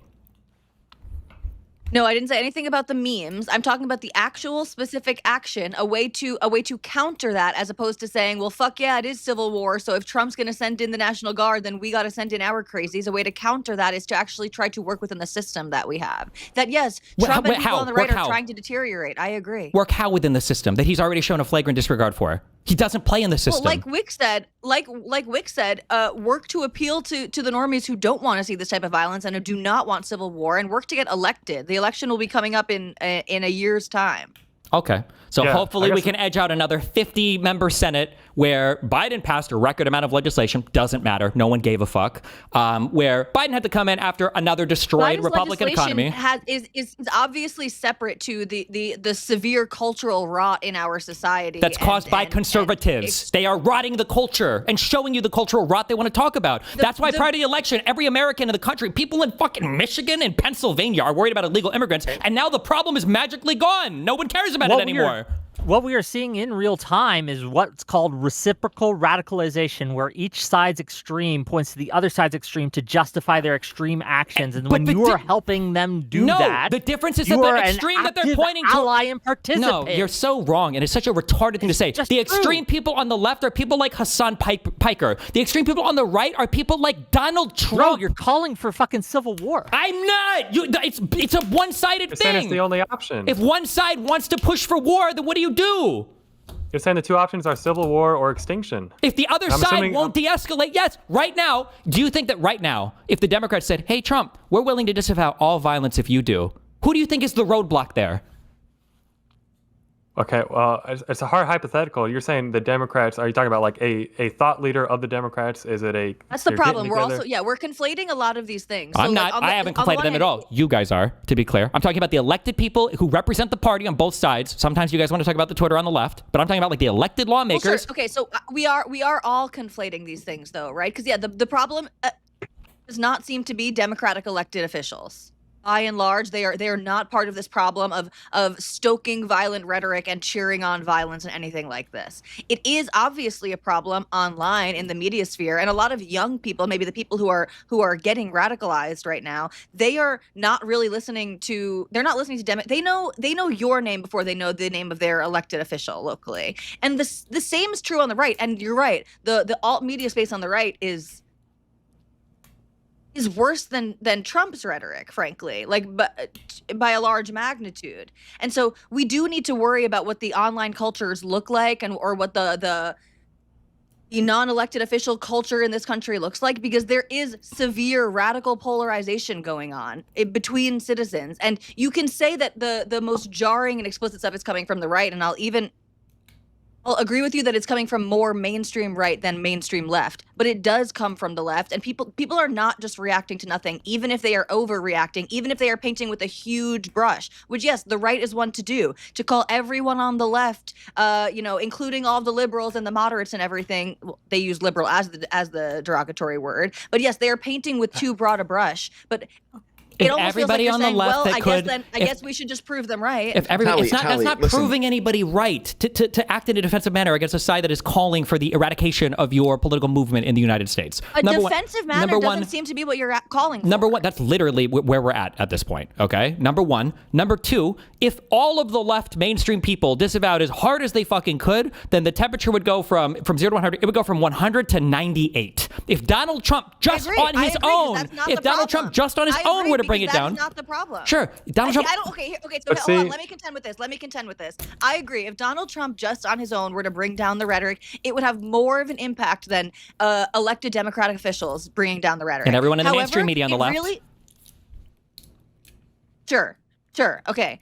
Sure. The problem really is with our online culture and the alt media and all of this stuff, in my humble opinion. So I agree. Donald Trump completely changing his tune would bring the rhetoric down more than public elected officials or the mainstream media on the left bringing down their temperature. But I think, and this is not a testament to the right, unfortunately, but a lot of the extremist right, for lack of better terms, they don't give a shit about Trump at this point. Like they kind of virtue signal towards him because that's kind of part of their base, and they know that that's like how they got into this sphere and that's how they gained their prominence. But a lot of the actual scary right is already beyond Trump. A lot of them. But those people they're a small percentage of people. MAGA is a huge percentage. I don't think they're irrelevant. No, I don't think they're irrelevant. They're irrelevant compared to Donald Trump. There will always be radicals. I don't care about groypers or neo-Nazis or whatever. MAGA is the issue. On J6, that was MAGA. That wasn't groypers. That was MAGA. That was Donald Trump and the Republican Party. Stephen Miller is the deputy chief of staff of the White House, is trying to say that the entire Democratic Party should be labeled a domestic terrorist organization. This is not a problem with neo-Nazis or the extremists on the right and left. That's not. It's evil. It's Donald Trump and his administration and the Republican Party. Okay, so. Right, they're not just a fringe, and I heard you talking about this the other day, and this is also true, that the more extremists on the right have gained more prominence. They've sort of infiltrated the moderate wing of the left, for better or for worse. We could perhaps agree that it's for worse. So in that way, they are connected to MAGA. They have a stronger connection to MAGA than the fringe left has to the No. MAGA is not left. Infiltrated. MAGA is the extremism. MAGA is the cancerous rot. Yeah, I don't know that that's. Yeah, hold on. Wait. You don't know if that's what? No, wait. Follow through on that. You don't know if that's true. I just don't think that's like an accurate analysis of what we're looking at on the right now. So when Donald Trump calls for people, when Donald Trump himself plays into all of the violent rhetoric, what do we call that? Stephen Miller is like literally fucking Goebbels over here on fucking Twitter. What are you talking? Like every single person that's surrounding this guy is an extremist lunatic. Steve Bannon was in the White House picking out senators like Roy Moore to run for election, or fucking Roger Stone is one of the crazy motherfuckers online is working this guy's election campaign. Or like, how many examples do you want? These are people that are close to Trump, that are part of the fucking White House. Elon Musk, you talk about like the horribleness of extremist rhetoric online. A lot of this was driven by the fact that Donald Trump didn't want to see people banned from social media anymore. Elon Musk bought X and made it a worse place. This guy was in the White House. He was Trump's right hand man for fucking 10 months, and he got him to talk about genocide in South Africa against white people. Like, why are you pretending that it's like some crazy small neo-Nazi group infiltrating MAGA? It's not. MAGA is the problem. MAGA is the problem. It is MAGA. But also, too, if I could just make one observation, I'll be quick. Go ahead real quick, and then Dev, and then I have things to say because this has gone way further than I thought it would, but go ahead, please. So we're in this conversation here, and obviously me and Tally here are supposed to be the champions for the right wing.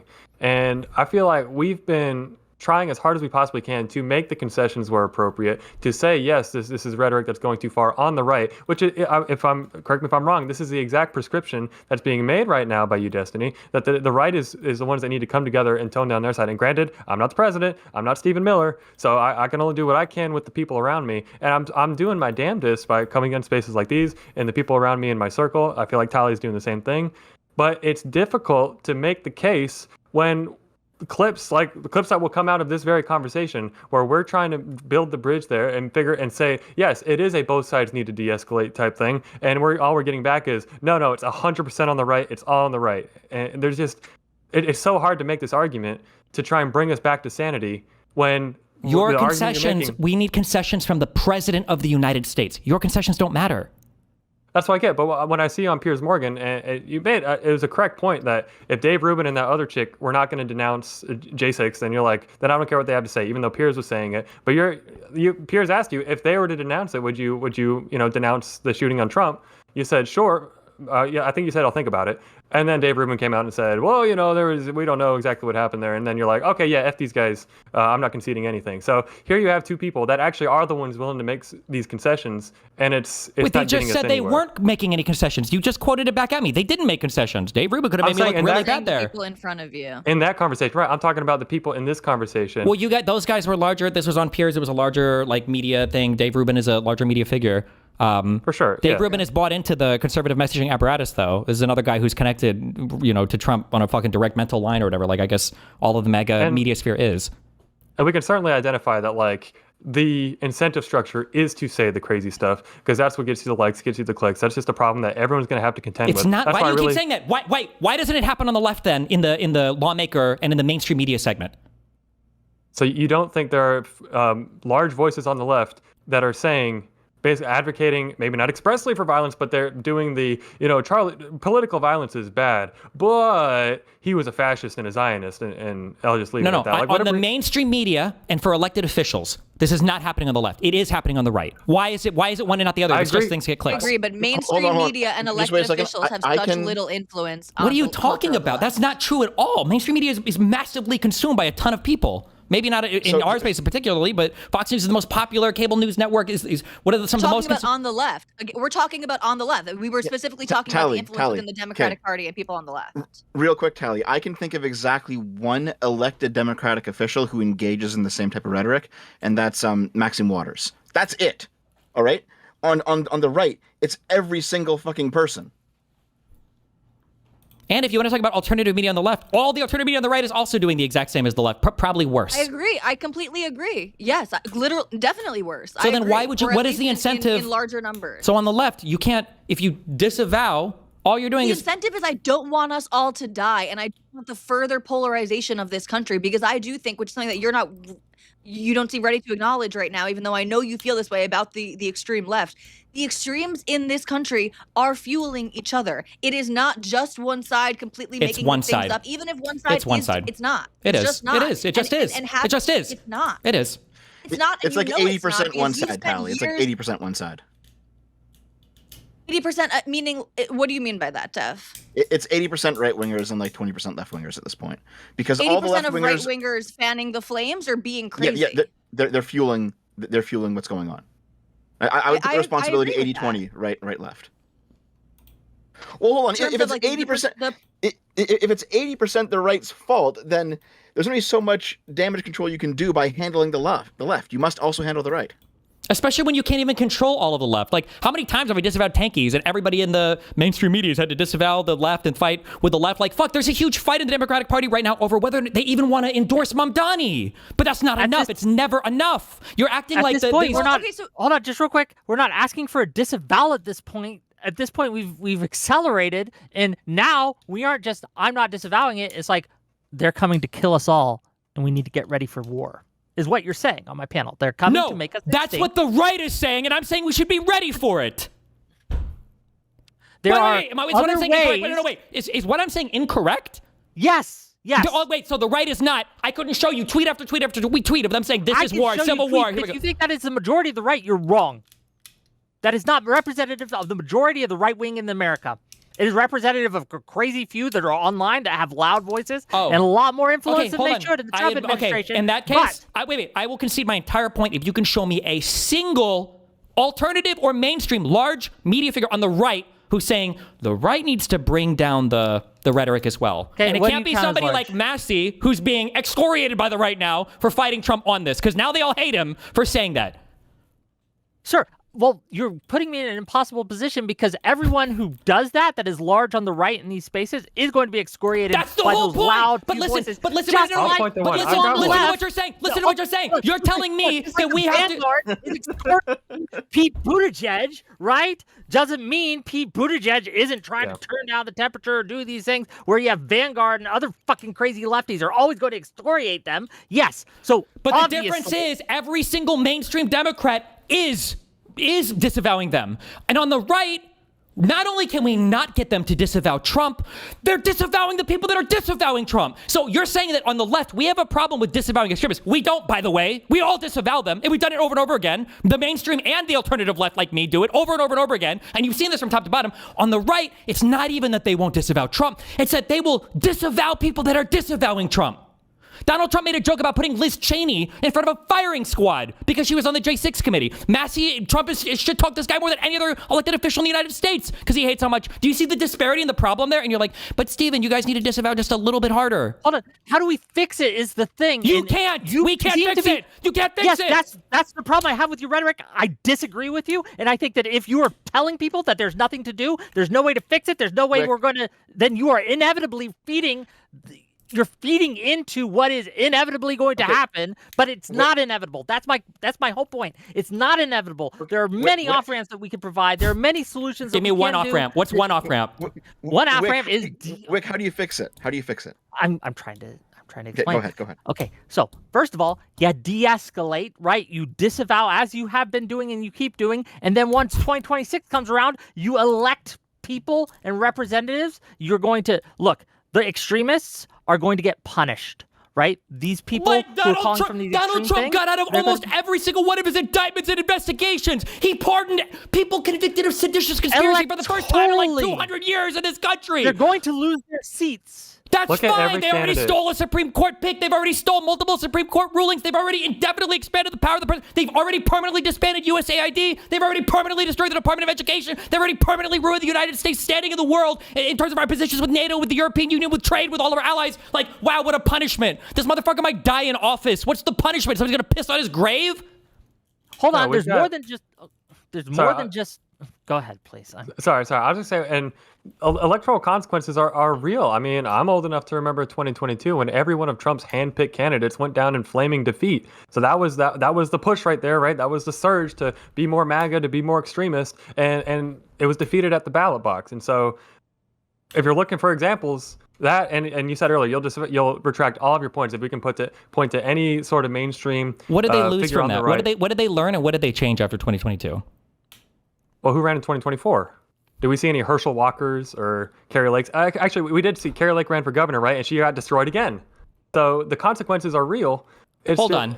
Everybody that ran in 2024 was a Trump dick suck sycophant, and Donald Trump himself re-ran in 2024 and won the election. He had to choose. Why did he? Wait, do you remember why he chose a different vice president?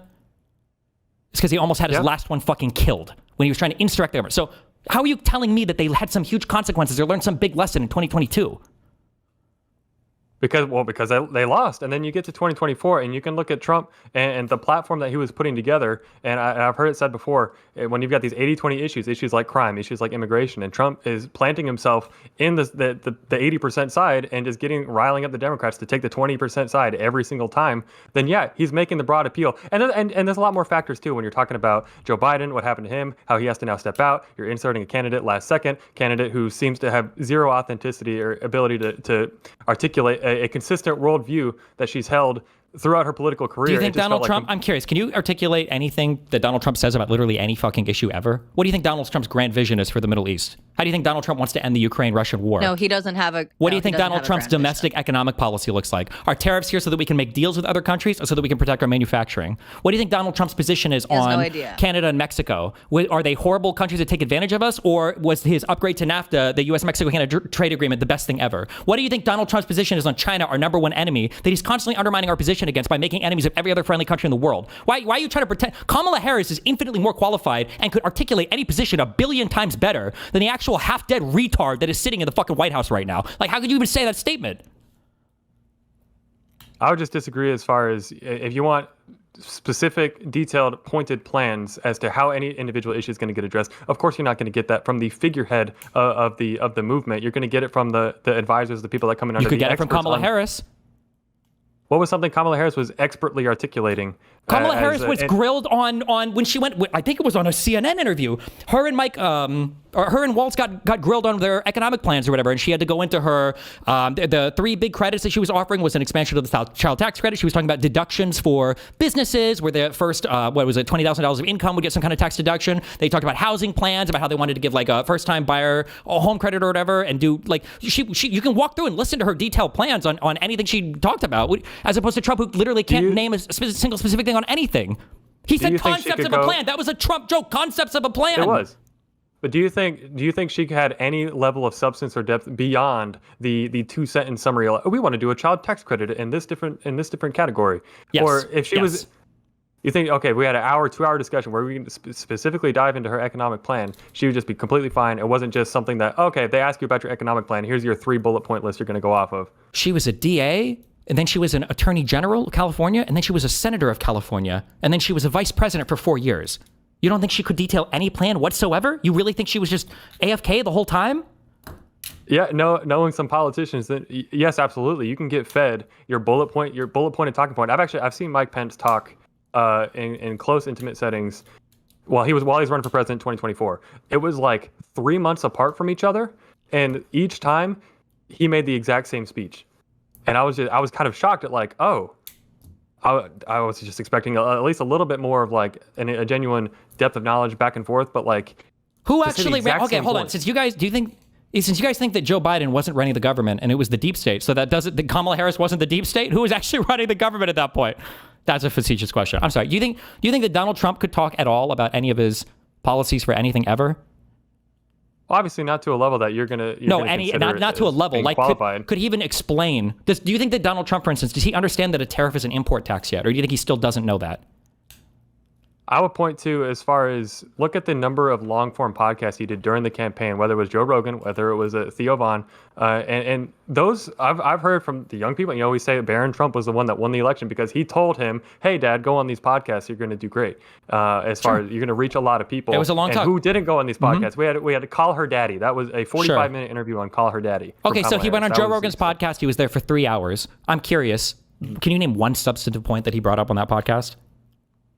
Well, I didn't watch it. I just know this is vibe politics. This is all this is. Donald Trump, was it? You think he was going in depth on his policies? No, he on Joe wasn't. Rogan? Yes, you're right. It was fully vibe politics, and it made him to certain people seem just more relatable. They wanted to see him sitting down talking to someone in a relaxed setting. They obviously weren't. I mean, Joe Rogan's not someone that you go to speak rigorously about policy. And the amount of times I heard people say the Kamala campaign is the campaign of joy. We're just so joyous to be here. You want to talk about vibes politics? Like, that's the definition of we're just going to try and ride the joy vibes all the way through to the finish line. Well, it was joy to present like a better upshot of America of what it looked like versus Trump's message, which was just filled relentlessly of hate, right? I think this is captured in the difference between the DNC and the RNC, where the Democratic convention had a whole bunch of flags and shit in the air, and I think the Trump flags were all like deport all immigrants or whatever. They all had ear tags on, actually. Oh, because the assassination thing? Yeah. Yep. Mike, go ahead, please. Oh, that one? Okay, fair enough.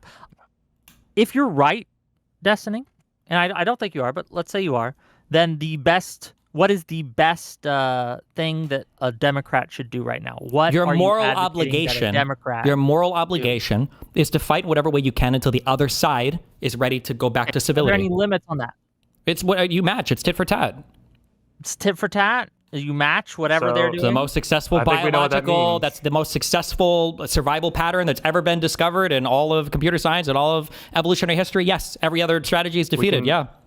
We can caveat and say in a video game, but I think we know exactly what that means. If it's tit for tat, well, what was the tit that just happened? Which means what is the tat in response?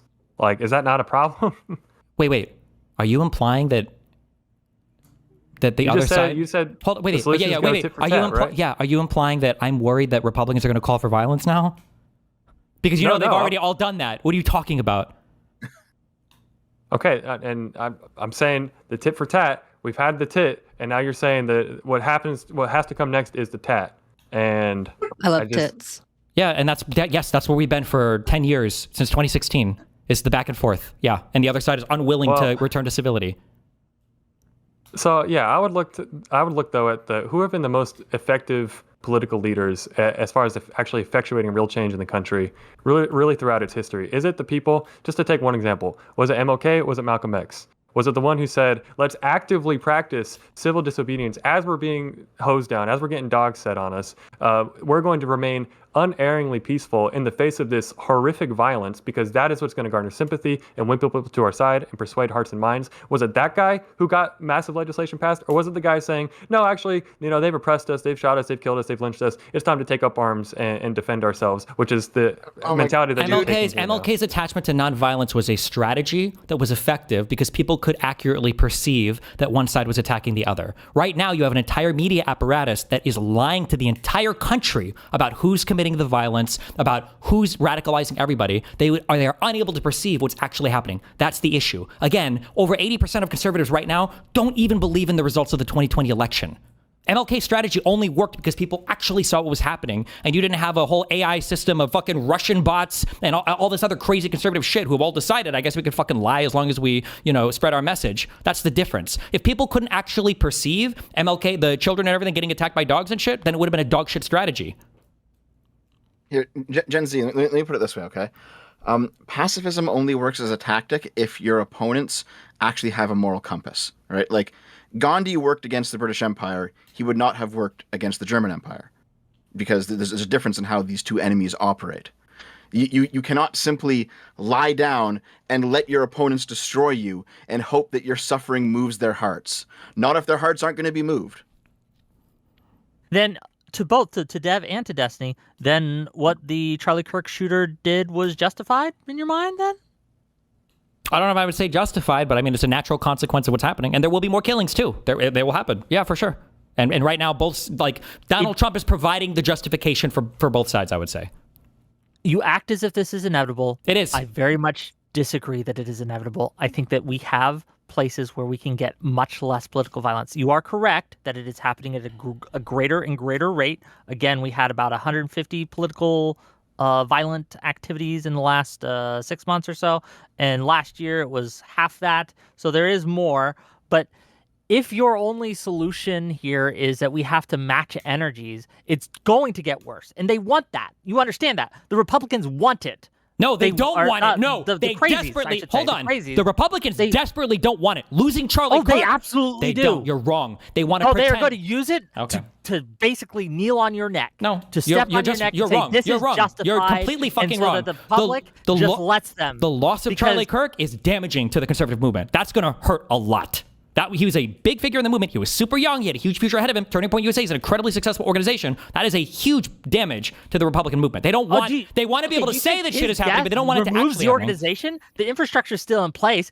There will be another Charlie Kirk. They're just going to replace him as a figurehead. But their martyrdom they are going to use to justify so many degradations of our civil liberties and civil rights, and they're going to use it to oppress liberals and leftists. They've already been doing that. We have the Lake and Riley bill. We already have this legislation written off of these single death events. Do you think it's as bad as it could get? Do you not think it can get worse? It can, but it's because they're driving it. It can't get better if one side wants it to get better. Both sides have to play into it in order to have civility. I feel like we're just rehashing the same arguments as making a comparison here as Israel-Palestine. And I think I've heard you say, Destiny, that it somehow finds a way that everything makes its way back to the Israel-Palestine conflict here. But if the solution here is that basically you're arguing the same way the pro-Pallies argue, that the Palestinians are getting endlessly victimized over and over and over again, and therefore the only thing that they think they can do is fight back. But then I believe your argument is, okay, then let them continue to fight back and they'll just get annihilated. Instead of maybe trying to work towards a solution and figure out where we're going to go. It seemed, am I wrong? Is that not I make the exact same argument for Israel-Palestine. My exact argument for Israel-Palestine is that the international meddling in the affair is cancerous because both sides are permanently incentivized to fight. If you were an Israeli, you would be stupid to give any ground to Palestinians because all you can do is just keep fighting them, keep blowing them up, keep killing their leaders, and keep expanding into the West Bank. That's what they've been doing. That's why they annexed East Jerusalem. They're splitting it up even more. They're moving settlements out more. Why would you give up if you were an Israeli? And if you were a Palestinian, well, if the entire international community is supporting you, if they're calling it a genocide, they're calling it apartheid, they're all saying that it's unjust, why would you give up fighting as a Palestinian? Both sides in that conflict are also, yes, permanently incentivized to fight each other. And so they just spiral into destruction instead of actually trying to work and figure out a solution that's actually going to be sustainable long term. Well, you keep saying sustainable long term. It will be sustainable long term just for one people. It's one side, yeah. Exactly. That's the issue. Right now, Republicans, every single large leader on the right, alternative media, mainstream media, lawmakers, and the President of the United States are saying that this is a war between good and evil. They want to succeed, but they just want one side to succeed. But the left is saying that too. They're just largely removing the word war. They're still talking about things in terms of good and evil and existential threats to the lives of Americans in a way that I think is overblown. That's fine, but that's because you just don't know anything about what's going on in the political system. Millions will die because of USAID. Can you admit that? Hold on, wait. Can you admit that millions will die as a result of the disassemblement of USAID?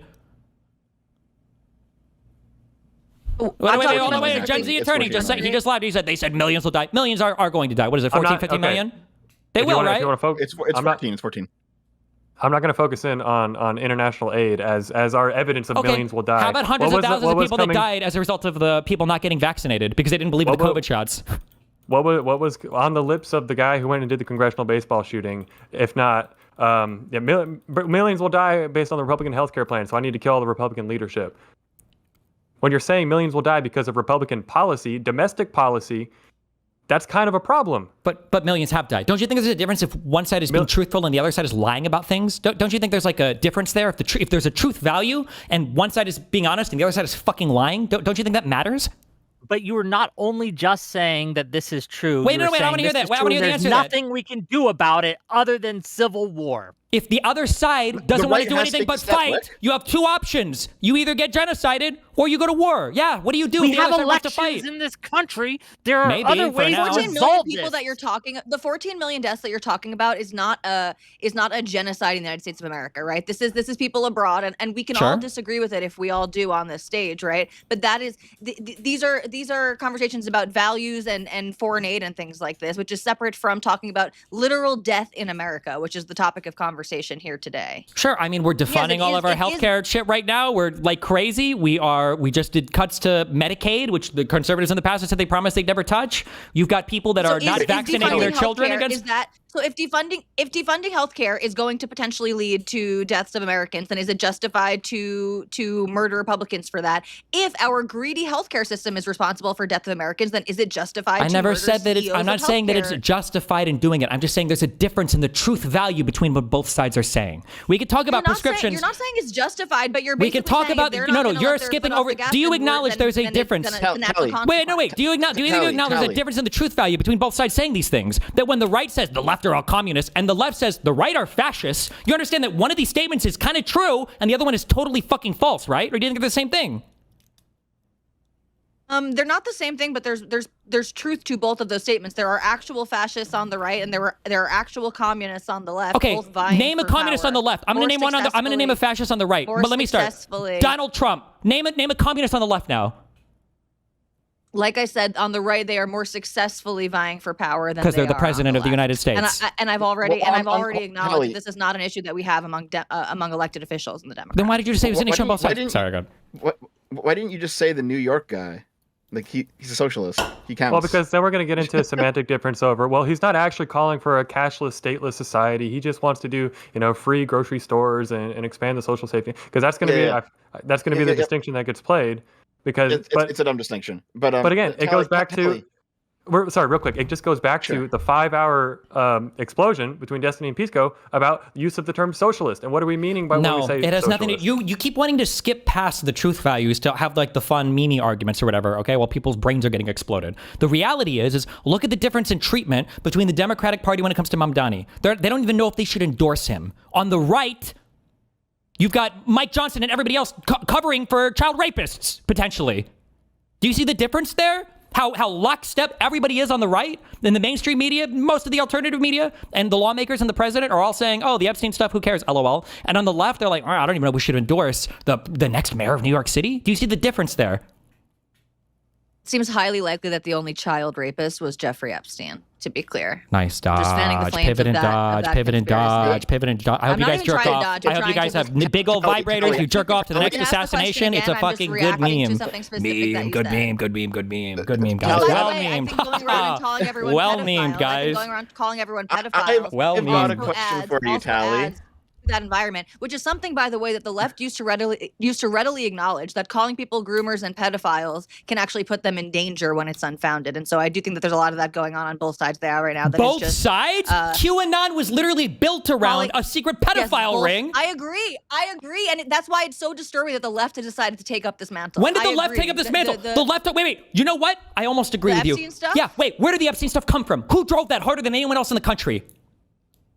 Yes, the right, obviously. So look at that. So even there, where you're giving me a problem with the left, it comes from the right. That was my exact argument earlier. All of this is stemming from the right.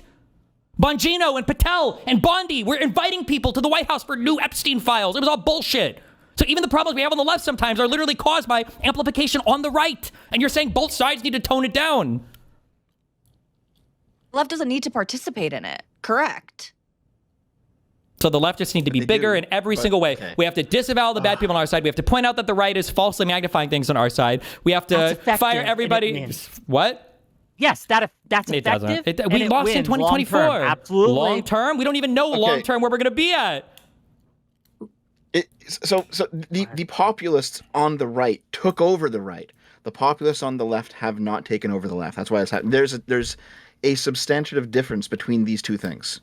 Right? Like the communists don't control the Democratic Party. The communists aren't in control of anything right now. I think. Okay, Callie.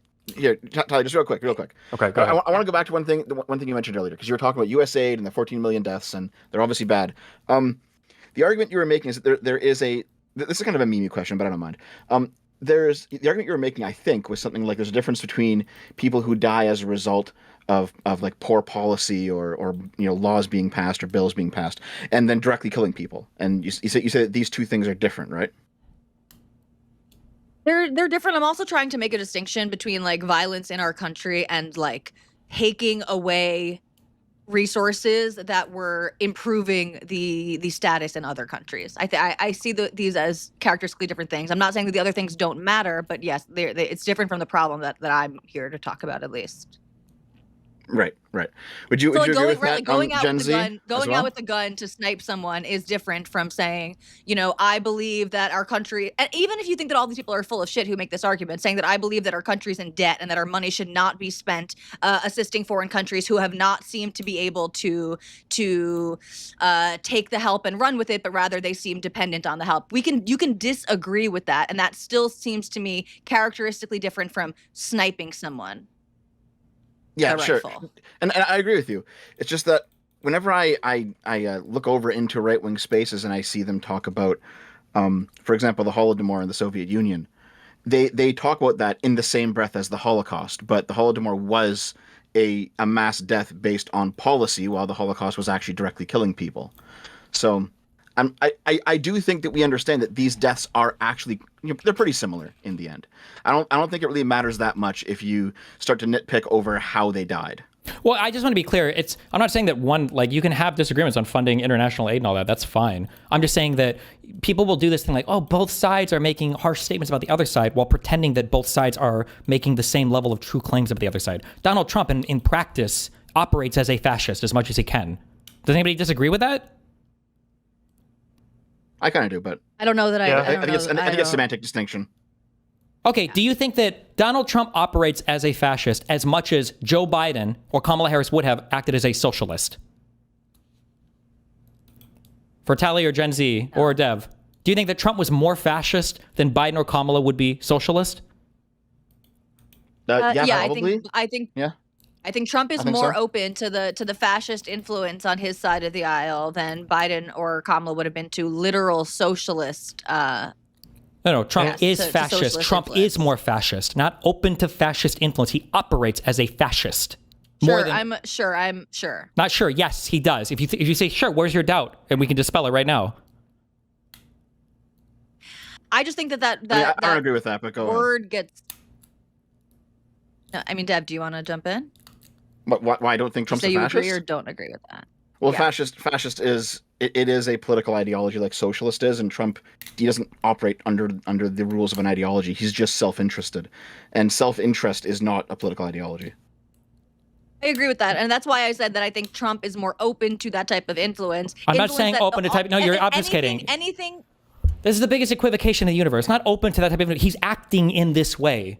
He's acting in this way. He's acting as we can say authoritarian dictator, if you prefer that over fascist, more than Biden or Kamala. He is absolutely a tyrant. He would be more of a tyrant if he could.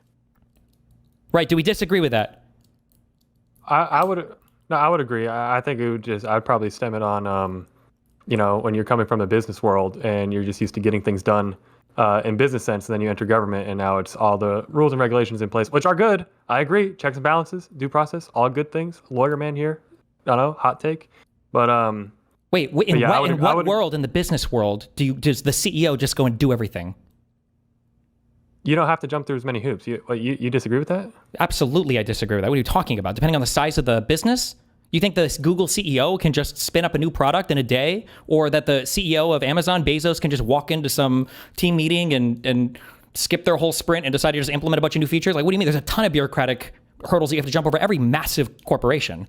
Same thing with the United States. The United States is a massive company if you want to compare it to such. A CEO can't walk through anything and just single-handedly do stuff. Of course, there's a whole bunch of bureaucracy from top to bottom. I don't know. I'm not going to disagree that there's a lot of regulatory hoops to jump through in business. No, not regulatory hoops, business hoops. Why are you trying to blame it on the government? You don't think corporations have their own internal systems for getting things done? How do you coordinate a company of thousands or tens of thousands of employees? Yeah, there's a lot of internal processes and systems and structures in place. The only point I'm making is that if you want to wake up in the morning and say, I want to start this project, let's get it on, you don't have to worry about things like the Constitution that are going to say, well, actually, you're not allowed to do that. Even if it's a good idea, even if it's something that people can agree on and get behind, you don't have to worry about a completely independent body, unless you're getting into completely outside the business world into things like fraud or anything that... What if you're completely in the business world and you're simply the CEO and you do something stupid and then the board expels you? What do you mean? Of course, all these same things exist as a CEO. And if in a company, if you don't have over 51% of the equity or whatever, or voting shares. I don't know. We see a lot of CEOs doing a lot of stupid stuff that I guess they're able to ride the roller coaster, and it is what it is. Donald Trump does not operate. Donald Trump does not operate like an effective CEO. He operates like a fucking retard. I'm just saying that cover for him. He wasn't a good businessman. He didn't operate his businesses effectively, and he doesn't operate the U.S. government effectively as a politician or a businessman. But we've also pivoted away from the topic. Donald Trump acts as a fascist or an authoritarian dictator, what do you want to say? Way, way, way more, not influenced, but he acts as one more than Biden or Kamala ever acted as a socialist. So, actually, this is a good point. Yes, that's true. That's just true. Okay, let me bring it up in this way then. When there are large calls on the left in 2020 if Biden wins the election, we're putting pressure on him as the left to pack the Supreme Court, abolish the Electoral College, add D.C. and Puerto Rico as states. There was one more. There was four. I'm blanking on the fourth. But when we're talking, the filibuster. Get rid of the filibuster. When we're talking about key American institutions, that it is leftward pressure that we're focused and trying to undermine and dissolve entirely. I've seen you answer this question before. Your answer is, well, that will never happen, so I'm not worried about it. And can we not say the same thing about Trump when he says something crazy like, I'm going to tariff the entire world? And then the Supreme Court says, actually, no. Well, there's a difference. Wait, no, stop. Wait, hold on. There is a difference. Wait, what's the difference, Dev? The difference is that Trump doesn't listen to any of his advisors, and all of his advisors just suck his dick constantly. Close. The difference, but also the difference is Biden didn't do any of that, and he was president for 4 years. Donald Trump is doing all of that. He has tariffed the entire fucking world. Biden explicitly said he would not pack the Supreme Court, and he didn't. Biden specifically said that they weren't going to kill the filibuster. They didn't. He said he was going to create a fact-finding commission to decide whether or not to pack the Supreme Court. I don't even remember this statement. I'm pretty sure Biden said multiple times. Also, by the way, I looked this up. Mike Lee never made a statement walking back his unhinged tweet about the Nightmare on Wall Street either. But no, I don't remember Biden saying he would make a fact-finding... Hold on, wait. Oh my God, wait. Are you mixing this up with when they tried to pass legislation saying that there should be like a standard of behavior for people in the Supreme Court? No. I know exactly what you're talking about. That came later. That came during the presidency. I'm talking about during what he was asked expressly in the debate with Trump in 2020, are you going to pack the Supreme Court? And he waffled on it and said, well, I'll form a commission to look into it, which that's as I remember it. If anyone can fact check me and something being wrong about that. I've got the fact check. I've got Biden's quote right here. He said this, and I think this was on the campaign trail. He said, if elected, what I will do is I'll put together a bipartisan commission of scholars, constitutional scholars, Democrats, Republicans, liberal, conservative, and I will ask them to come back to me with recommendations as to how to reform the court system because it's getting out of whack, the way in which it's being handled. And it's not about court packing. That's what he said. Okay, you can say that, but what does getting out of whack mean? And before I know where we're going to jump into, I also agree. I think what the Senate Republicans did was pure politics in 2018, blocking Merrick Garland from the court. I can disagree with it on the moral level. They had the right to do it, absolutely. And I believe the historical record shows that anytime a majority in the Senate, or the majority in the Senate has an opportunity to put a member on the court, when it was cross sides, that I think it's happened like 7 times where the majority Senate was opposite the president and the majority Senate did not fill the Supreme Court seat. Sure. So Biden put together this commission. They did a study. Nothing came from this. He didn't do anything. They didn't even recommend or take a position on. court packing or anything else. It lasted from April to December, and at the end, they basically recommended that nothing change because it was all fine.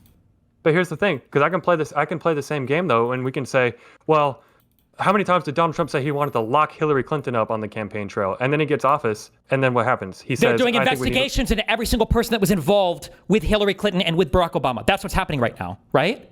So we need to I'm talking about, where is the prosecution of Hillary Clinton? Where was even the indictment of Hillary Clinton? We don't have that yet, but there was the whole there was the whole email investigation that lasted for however fucking long. Now that wasn't under. Wasn't that pre-Trump though? That was pre-Trump. Yeah, but some things pre-Trump were apparently biased towards Trump, and some things pre-Trump were apparently biased against Trump. I don't know how you make sense of that. But also Trump right now is doing investigations on all of his political opponents, right?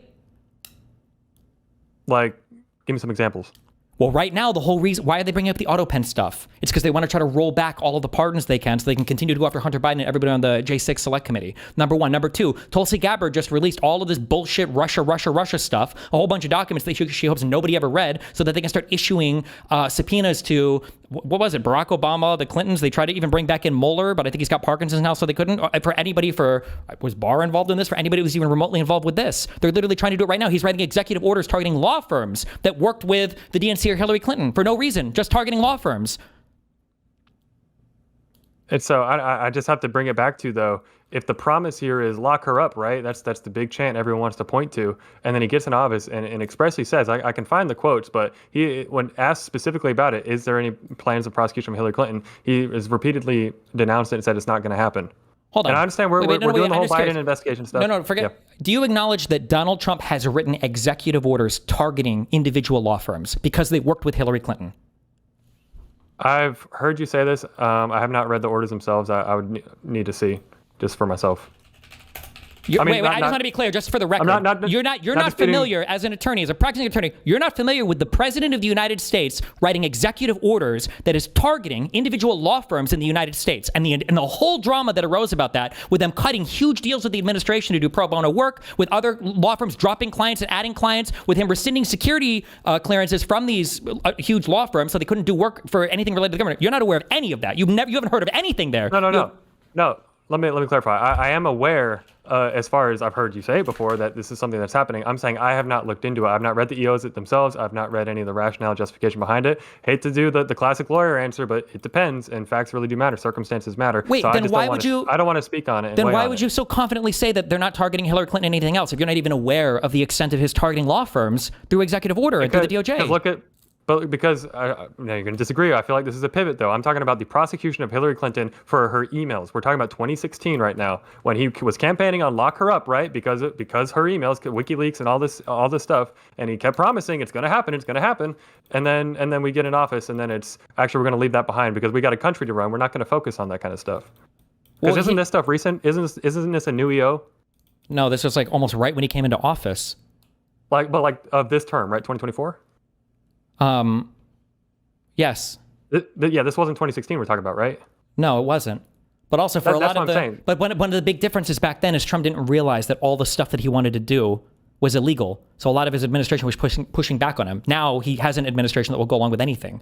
Like, for instance, the fact that Barr literally quit weeks before the election because Donald Trump kept asking him to do illegal shit. He would ask Barr to do illegal shit, and Barr would say, you can't do this, and then it would kind of stop. It wasn't because Trump didn't want to. It's because he didn't realize how illegal all the shit that he wanted to do was. He doesn't have those same roadblocks in front of him this time. That's why this admin is so much more unhinged than he was in 2016. Okay. So wait, do you acknowledge that, or do you agree with that, or disagree with that? No. I was literally going to say, I feel like we can keep going back and forth on this point, but I don't know if Wick had any. Wait, go back and forth. Wait, do you acknowledge that he is way more unhinged this time because he realizes he needs sycophants versus from 2016 to 2020 or 17 to 21, he didn't know that he needed actual people who are willing to break the law? So, yeah, I'll be honest, as far as I thought Trump was done for after 2020 because I felt like he had burned so many bridges with kind of the main Republican folks. I think Bill Barr, Mike Pompeo, folks that I think got pretty good reputation. Wait, why did he burn the bridge with them? I know I'm Bill Barr. It's over all the J6 stuff. Wait, no, specifically because he asked him to break the law, right? And Bill Barr wouldn't break the law for him, right? I'm Team Bill Barr in that dispute. Yeah. Why is it so hard for you to say that? He asked Barr to break the law, and Bill Barr would not break the law. Because you can't say it. because I've heard you use this phrase before, specifically about the elector scheme, saying that this was illegal, but you're loading a lot of weight into this word illegal. It's breaking the law. That was the phrase. When we're talking about is it a criminal offense or are we talking about a civil offense? These are two different. You can break the law in a bunch of different ways. The way you're using it, you're implying that this is a criminal, like go to jail type of breaking of the law, and that's something that I would dispute. I would disagree with. There's a million different. I could break the law. There's a law called the Electoral Count Act that referred to how the electoral votes were supposed to be counted, and Donald Trump and his ilk were trying to scheme to have Pence not follow that law, breaking the law. That would be a criminal matter. So how is he not breaking? Here's the thing. A criminal matter has to be outlined in the statute as a criminal matter. It has to have a criminal sanction attached to it. It can't just be, there's a million laws on the books that just say how something is supposed to be set up. In fact, there are people who try and sue under statutes, causes of action, that they were not able to do so until 1983 was put, that created a federal cause of action for the violation of any civil right. Before 1983, there was no federal cause of action. You could not sue, even if someone did violate your civil rights. Before, and this is U.S. Code 1983, not the year 1983.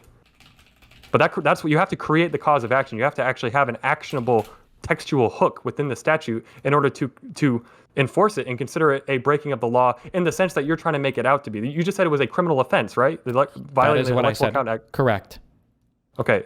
I feel. Are you looking it up? Is it a criminal statute? It would be a criminal offense. I was just looking it up because I don't have the code memorized, but it'd be Title 18, USC 1512, which is obstructing corruptly any official act. That's what the Electoral Count Act was. It's the official act for counting the electoral votes in Congress. So we're pointing to a different statute. Is that the obstruction statute to say you violated the Electoral Count Act? So we have to go to a different statute. I'm saying specifically the Electoral Count Act. Is that a criminal statute? You don't need an explicit one for obstructing an official act. It would be the obstruction of an official act. The whole indictment that Jack Smith filed was partially centered around this.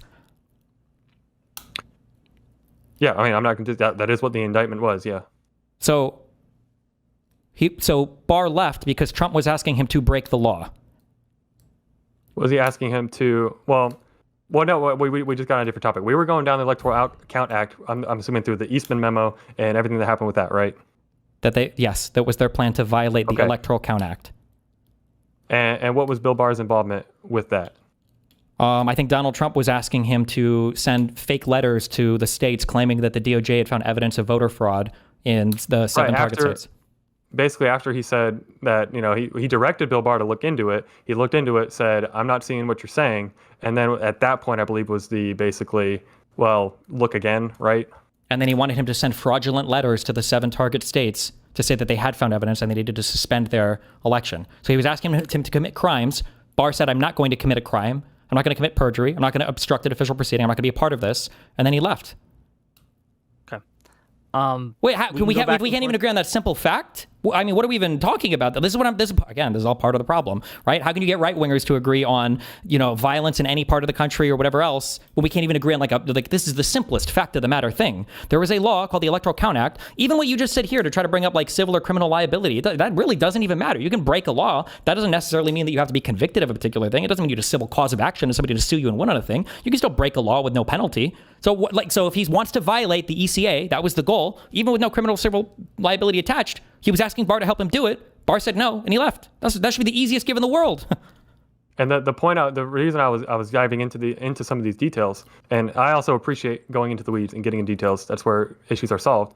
Was to raise this distinction of the way you load that phrase "break the law." I just think the real discussion is on whether or not there was conspiracy, whether or not there was obstruction. What were the two other counts that were in the Jack Smith? That's where the the distinction here doesn't matter. Even if there is no criminal or civil thing attached, you're still breaking the law by violating the process, right? Yeah, as far as if you are violating the process. There's a distinction with no difference, so it doesn't matter. You're breaking the law. So he's asking Barr to break the law. We do need to kind of get off this for a little bit. But, no, let's continue. This is actually I just know why it's so hard to just say that Donald Trump wanted him to break the law. It's such an easy thing. That's why you said the only reason we're talking about this is because earlier you're like, well, I can't believe he burned all these bridges. Like he made a Destiny tweet. That wasn't why he burned the bridges. He burned the bridges because he was asking people in his administration to break the law for him. He didn't say, I can't believe he burned all these bridges. He said, I didn't think that he was going to. No, he didn't. No, he didn't. He said, I did not think he was going to be politically viable in 2024 because he burned all those bridges. Yeah, but he didn't just burn bridges. Wow, I can't believe No, but he didn't just burn bridges. He asked them to. And Gen Z is acknowledging these things, even if he's not doing it with No, the he's not. He's not acknowledging. That's like saying Hitler burned the bridges with the Jews. He didn't just burn the bridges. He set them on fire until they were ashes. There's a difference here. No, that's actually not an apt analogy. It is a totally apt analogy. He didn't just burn the bridge with Bill Barr because he said something mean to him. He asked Bill Barr to break the law, and Bill Barr said no. Yeah, how about this? Gen Z. Do you know that on December 21st, Trump and a whole bunch of other people, like a dozen Republicans in the Senate and in the House, they met in the White House along with Pence and along with Eastman and Giuliani, and also, what's his name? Is it Pat Sippa something? The actual White House lawyer was not allowed to be in this meeting. And this was the meeting where they planned what they were going to do. And they were in this meeting, everyone there was pressuring Mike Pence to go along with it, and he refused. Like, is there not something that's legally culpable here? No, I think, well, okay, legally culpable, I think that's where we're getting potentially over the line. If you want to talk morally culpable, I think absolutely we're getting to that area. Okay, I'll give you a second example, okay? On the day of January 6th, Jim Jordan directed several of his staffers to deliver actual papers of the false electors to intercept Mike Pence in the hallway in the Senate building to deliver the papers. Is that not something? To intercept Mike Pence to give him what again? What was it? The false electors. They had the papers in their hands, and Jim Jordan's staffers were sent out to try and intercept Mike Pence as he was moving towards the Senate chamber, and Mike Pence's security stopped them. Is that attempt not something? So it never got to him. Just to be clear. It never got to him, but they tried. But they tried. Your point is that they tried. Okay. No, I mean, I really wasn't planning getting too deep in the weeds on January 6th. I guess just my broad take on the entire situation was the plan was bad. Was it illegal? Potentially, yeah. However, I think once it gets up to the Supreme Court, so let's assume Mike Pence does go along with it completely, 100%. He's all aboard, which let's remember, he was not. He stood in the gap and he said no. And it cost him his political career, and I think that's bad. It should not have, but it just is what happened. It's a fact. It's what happened. Let's assume though he does go along with it, and then it makes its way up to the Supreme Court. Are we saying, and y'all might say yes to this, but are we saying the Supreme Court would have said, yes, actually, well, this is a contested election. The evidence is there for voter fraud, and we're just going to throw it back to the Congress and let them decide and just install Trump as a president. Who knows? Would the Supreme Court have done that? Who knows? They got rid of Section 3 of the 14th Amendment for Trump, didn't they? They gave him criminal immunity, didn't they?